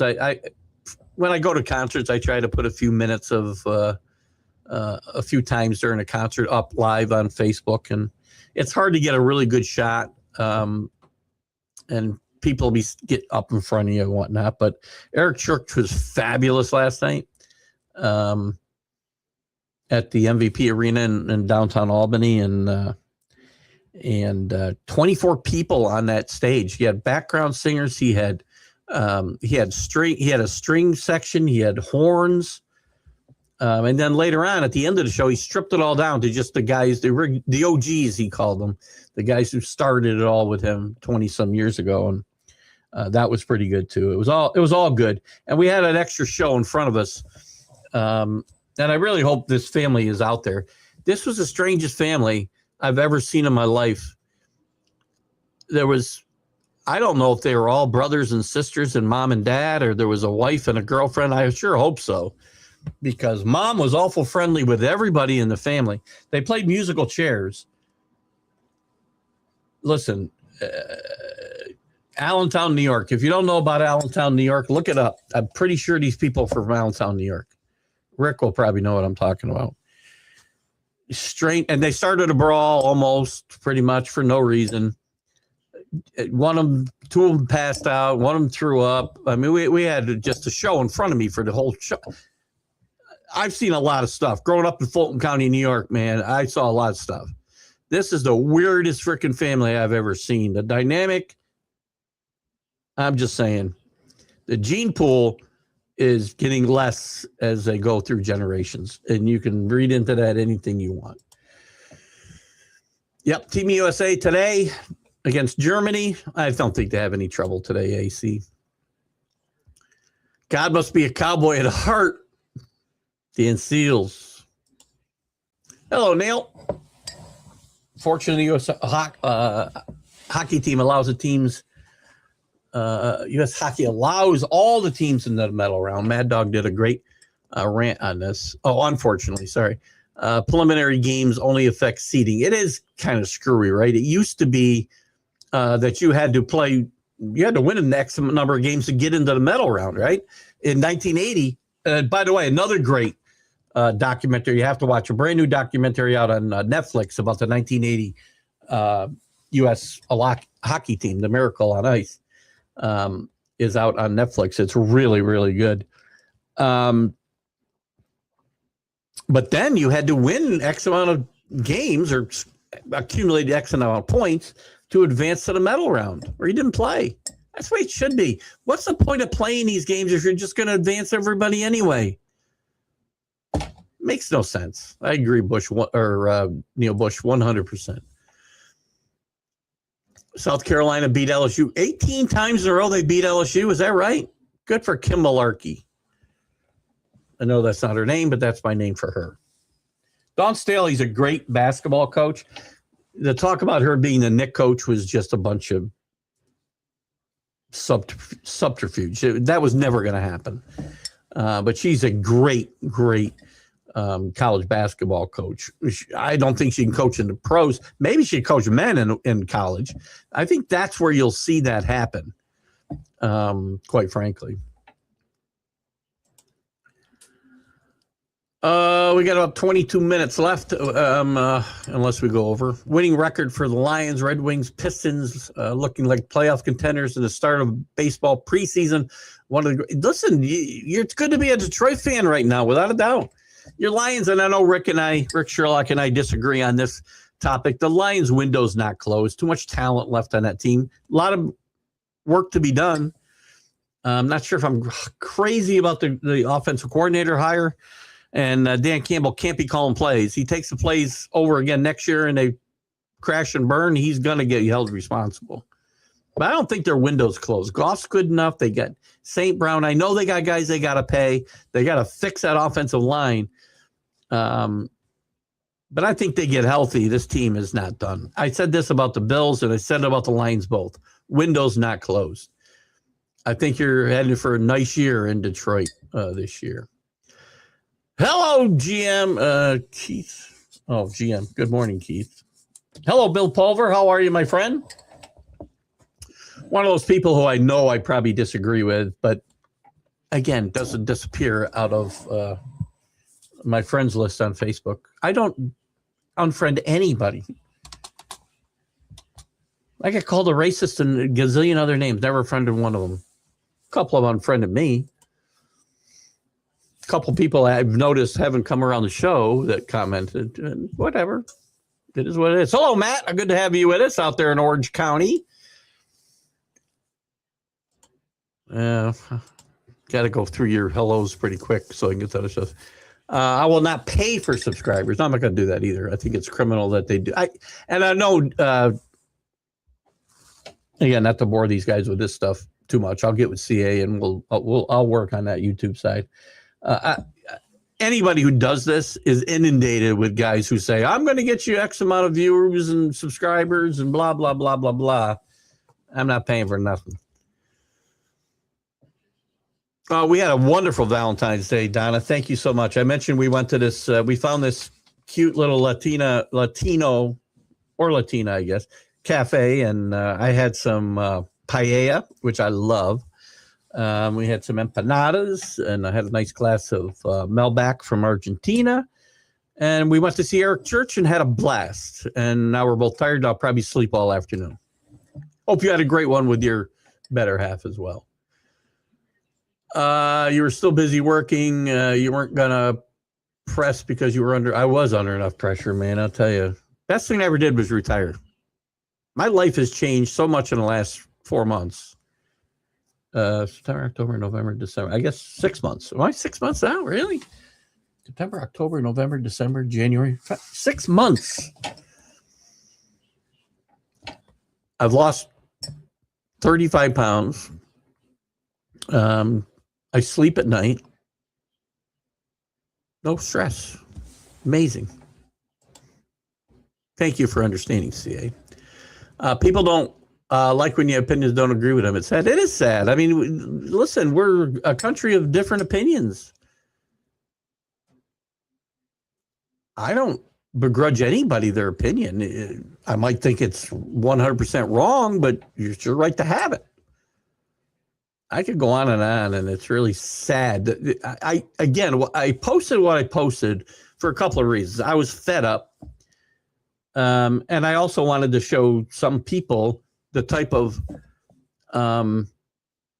quite frankly, disgusting responses that I would get to it, and I was not disappointed, or was. I get it all the time. I say I don't mind. I do not mind people talking crap about teams as long as they do not make it personal. No, you should never draw it personal. Nothing. Whether it's sports, whether it's politics, whether it's religion. I don't care what you talk about in life. Money. Don't make it personal. I mean, believe me, there's no less racist person that I know than me. Maybe, I guess if you're a Klan member, that doesn't make you that much. Navar's that said, I'm not, though. I'm serious about this. I joke about it because I joke about everything. And I don't like people I don't go out of my way to offend people. But believe me, I said this a few weeks back in November. We were on a cruise, actually, when I was doing a show on Sunday. And I don't know, somebody been offended by something. I'm like, I don't go out of my way to offend people. But if you're getting that offended by something I've got to say, you really need to reevaluate your entire way of thinking. Just saying. Oh, thank you, Donna. Bless you, too. 68K views of December 10th, 2025. You're approaching 150K. That's a great job, Jeremy. I mean, I top out at about on Facebook at about 60,000 a month. But it's been diminishing too the last, I don't know, 6 months, because they changed the way I can share the shows and whatnot. And so, yeah, we're gonna work on. I am the leader of the White Supremacists. I just,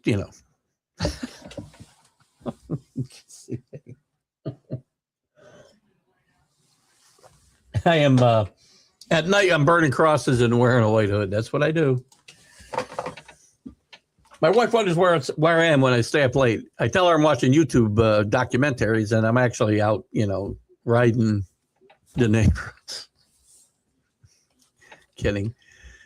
John had 321 seasons. Well, thank you for straightening me out. I thought he only had one with New York. I was going to give you two because I thought he had one with the Dodgers, possibly had one with the Dodgers, one with the Yankees. I don't remember two with the Yankees, but I'll give it to you. Actually, now I got to look. Because I can't just concede. Sometimes I will. Oops. Hold on. You're probably right, Matt. You got the baseball card to prove it. My memory used to be much better in these areas. I thought he won 20 games once with the Yankees. He won 20 and 77 with the Dodgers, which was 2 years removed, if I'm not mistaken. That's just 2 years removed from his Tommy John surgery. Because year before he was 10 and 10. I think he came back in midseason, and he did win 79 and 80. My bad. I thought he only won 20 games in 1979. So kudos to you, Matt. Right again. Shouldn't doubt you, my friend. Should never doubt you. Jim Kelly as well. Jim Kelly about what? What about Jim Kelly? What was I talking about? It's a good example of, I can't remember. Hall of Fame's a joke. It has no meaning anymore. They should just get rid of the Hall of Fame.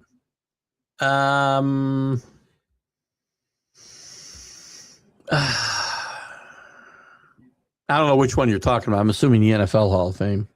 I don't think they should do it. I don't think they should get rid of it. I think Hall of Fames are good. I think people should be honored. But I think we have to maybe change the criteria. I mean, you know, how are you gonna pick starting pitchers to get in the Hall of Fame anymore?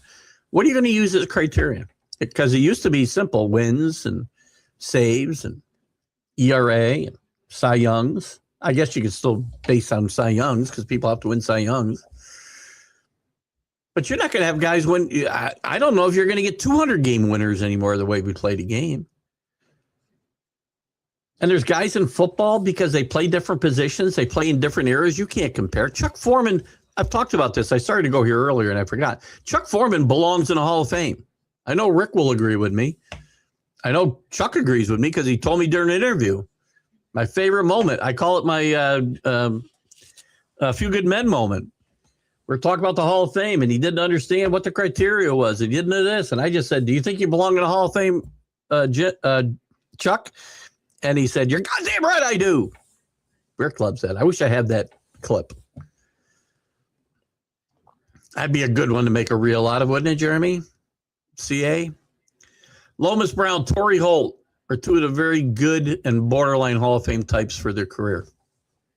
Borderline. Torrey Holt's not a Hall of Famer in my mind. I wanted to see Otis Taylor in the Hall of Fame before Torrey Holt. Otis Taylor was one of the premier, if not the premier wide receiver in football for a 5, 6, 7 year period. But the numbers are never going to look like they look like for guys today because they didn't throw the football that way. Otis Taylor played today, he'd be catching 120 passes a year and scoring 20 touchdowns. Mark Clayton's a good one. Lines up against all the wide receivers in the Hall. Again, wide receivers are very hard to compare, right? Because, again, Mark Clayton, because guys accumulate, guys who are average. I'm not saying Mark Clayton is. I'd have to look closer at Mark Clayton's credentials, JB, quite frankly.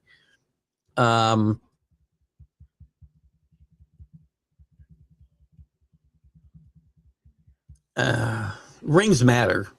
Rings do matter, but they shouldn't be, the end-all, be-all, right? That's why I think Ken Anderson should be in. I do think it matters. When I'm judging who the greatest are of all time, rings are going to matter. When it comes to the Hall of Fame, not so much. But it's hard with wide receivers because there are guys who are just average players that are getting huge numbers now. Again, I mentioned Otis Taylor. You look at him where he stands probably in career receptions, he's probably not breaking the top, I don't know, 200 now. But he's a Hall of Fame wide receiver. AC wants to get rid of Hall of Fame. Pat Borders now 64 and still managing. He was a pretty good catcher in his day. Went right into coaching when he stopped playing at 43. I didn't know he played till 43. In short, Pat has been putting on cleats and baseball pants since he was 8 years old. There's a lot of lifers out there and that don't get their credit. Guys like Pat Borders. He's not the only one. Look at guys like Ron Washington. Same kind of thing.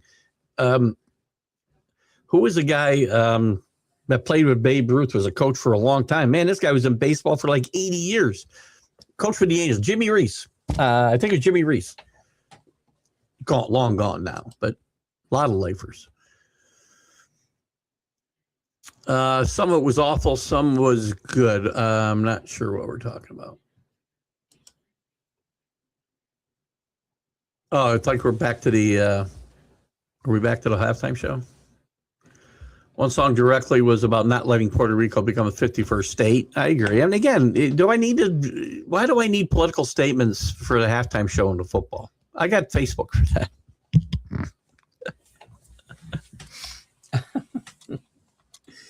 I don't know.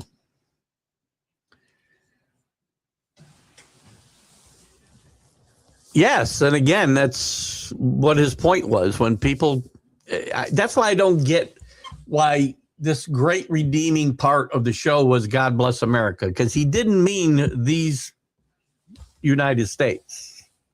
He meant all of Americans, which I'm not saying is wrong. But I also think that there's a context there saying that us, we're not the only America, which he's right. Technically, he's right. But whatever.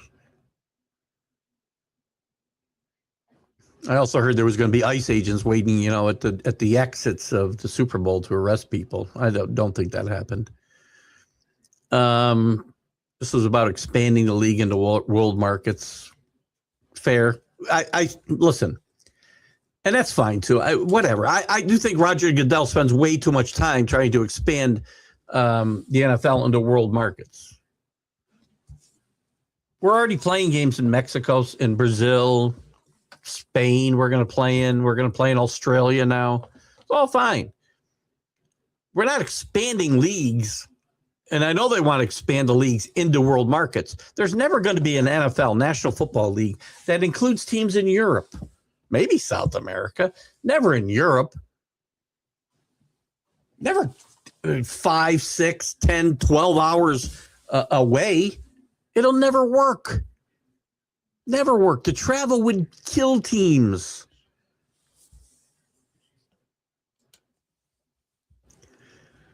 Rich, watch every Super Bowl since 1970. I haven't seen a single halftime show. You missed some good ones. There were some good ones, but I don't watch anymore.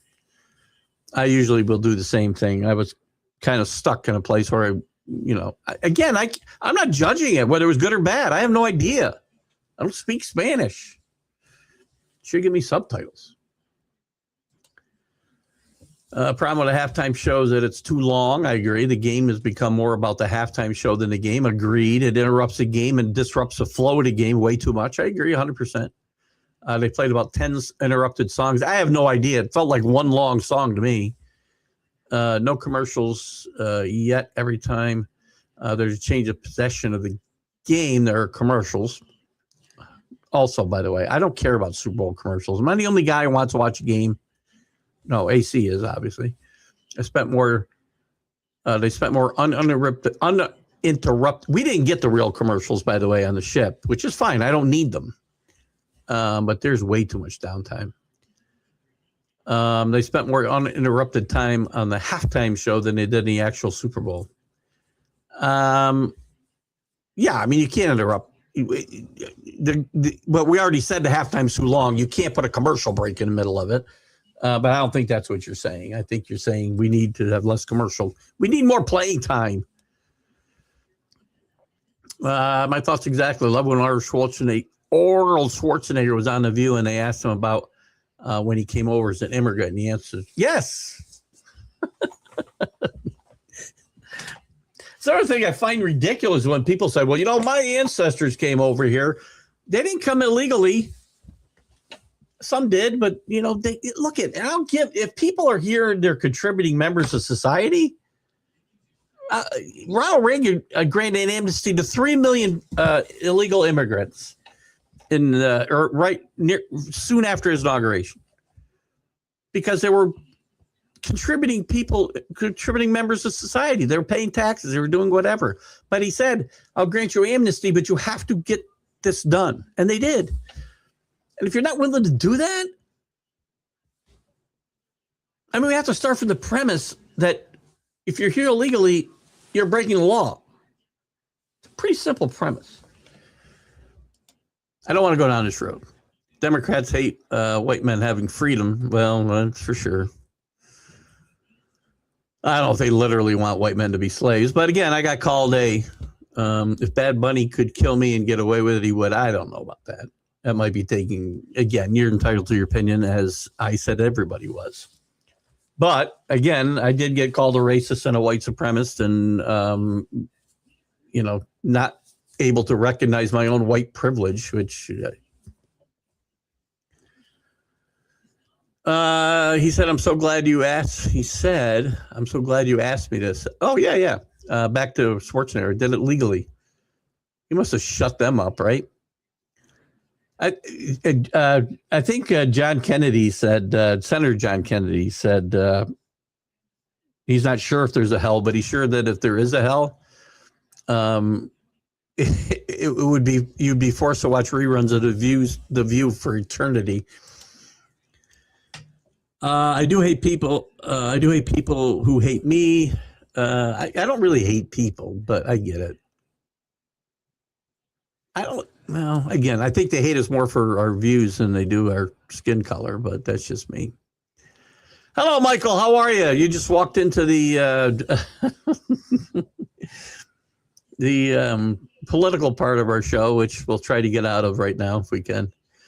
I don't know what to do myself. No football. Hate this time of year. College basketball, my friend.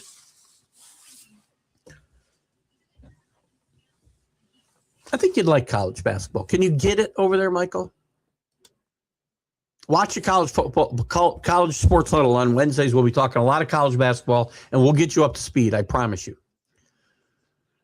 Who knows? I always just see Jay Flaherty on most sites, unless I click the link. I know. I do. There's certain guys I just can never remember their right full name. Michael Gott is in the house. Jeff Torberg, Montclair State. Yes.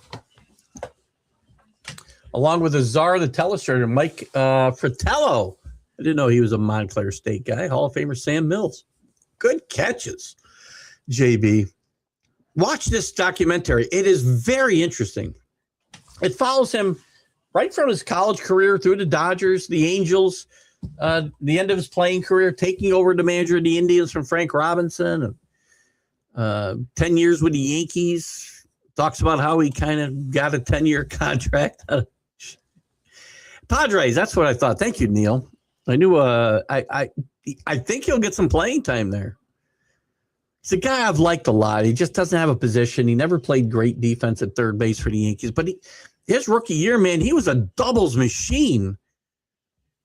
And then injuries took over, and the Yankees gave up on him.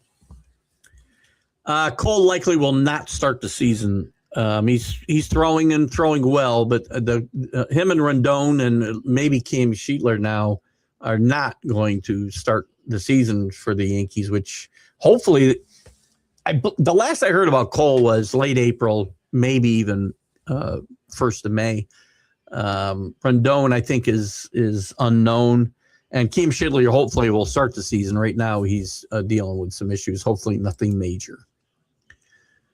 The topic of dark horse. Oh, that's what you want to have a round table about? I'm still trying to figure that out. I'd love to come in and participate. I don't think you invited me. Don Mattingly is another 100%. Don Mattingly belongs in the Hall of Fame. Don Mattingly was one of the dominant players, and at times the best player in Major League Baseball over the span of 6 or 7 years.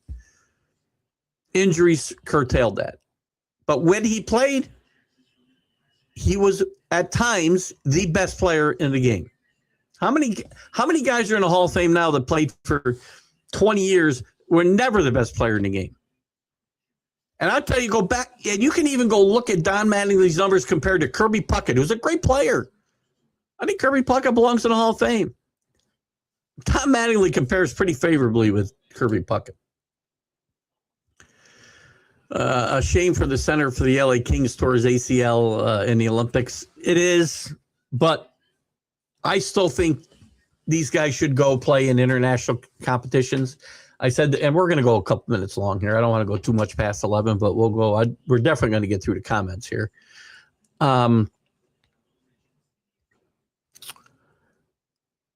These guys are going to get hurt, right? I talked earlier about the WBC. I'm a big proponent of the WBC. I love international competition. I love guys who want to go play for their country, especially ones who don't want to bash it after they get to the medal stand. But guys are going to get hurt. We saw Edwin Diaz get hurt a few years ago in the WBC. It's going to happen. But if you're going to get hurt, you're going to get hurt. The fact that he went there and played and got hurt is absolutely a shame. I'm not going to call it tragedy. We use those words too many times when there are tragedies, real tragedies in the world. He did like a wrecking ball last night too, by the way, and it brought the house down. He did. They also the whole version of his entourage, the strings, the horns, the backup singers, and he's got one woman who sings a lot of vocals with him, who's right up on stage with him a lot. They did a great version of Proud Mary last night that was brought the house down. I mean, it was awesome. And I wish I'd videoed a little of that. I didn't think about it until I thought it was kind of too late to do. ABA doc on Prime was with, I've got that queued up, actually. I've watched a bunch of them, Matt, and that's one I haven't seen yet. There's some other good ones. There's a good book out there, too, called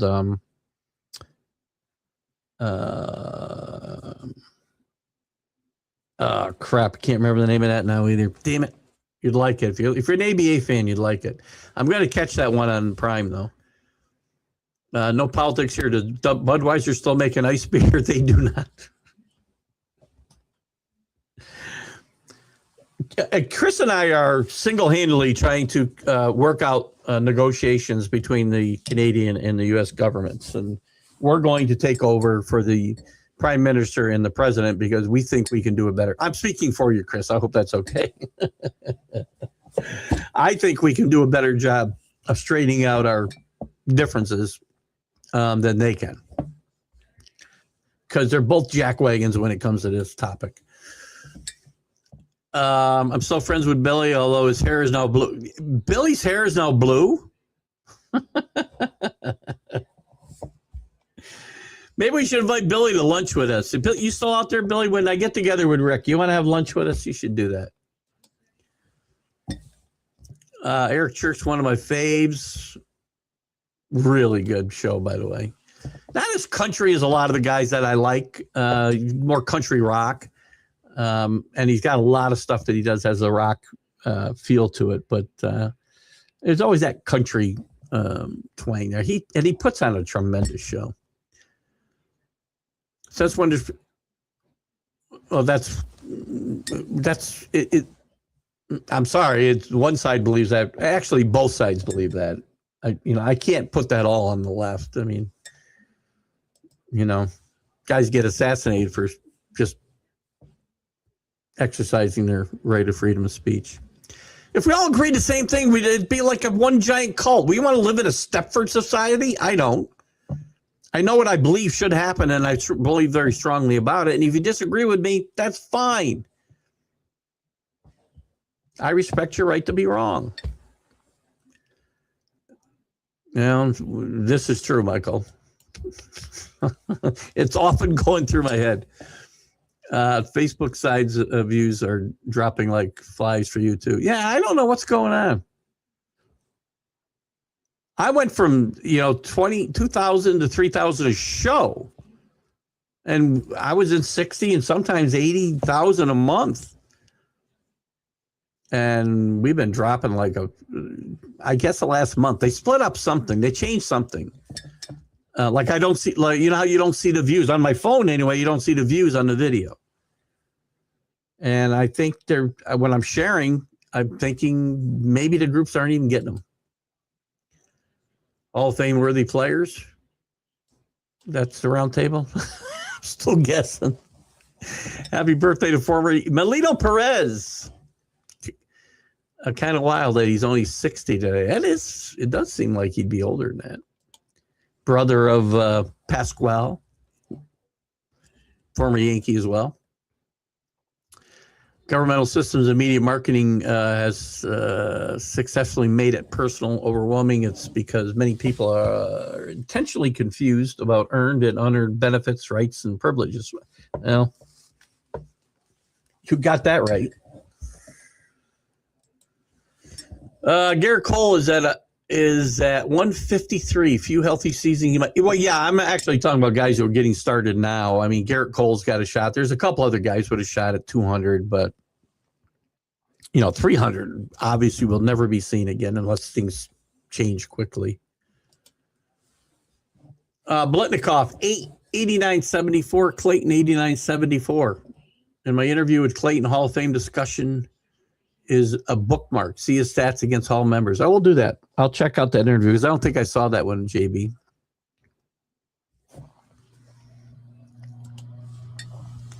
Jimmy Reese. Got that one right, didn't I, Matt? sometimes I know some stuff. You were born in 1970? I got 10 years on you, man. Oh. My body's starting to feel the 66 years now. You know what, though? Let's see, so you're 56. I love my 60s. I've loved it. My body betrays me now and again. But I am absolutely 100% loving my 60s. No interest in Bad Bunny. Turned on the country show. I didn't turn on. I couldn't. I was on the cruise ship, so I had to watch what they put on. Just a marching band out there for the Super Bowl. You know, I agree. Go back to what they did for this first Super Bowl. I'll send you a link in an hour before the show, Keith. It'll be 13 years from today. 13 years from today. What? You want me to come on the show? Is that what you're saying, Jeremy? I'd be happy to. I kind of invited myself. 13 days. What day is that? I got to make sure I'm around. I don't even know. Anyway, let me know what day it is. Send me the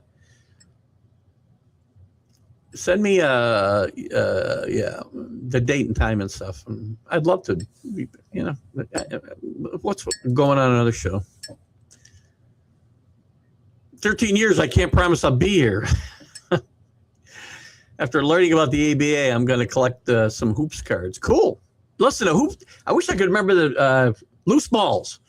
You want to read a good book, and you can probably, if you have Kindle, you can probably get it for like $3.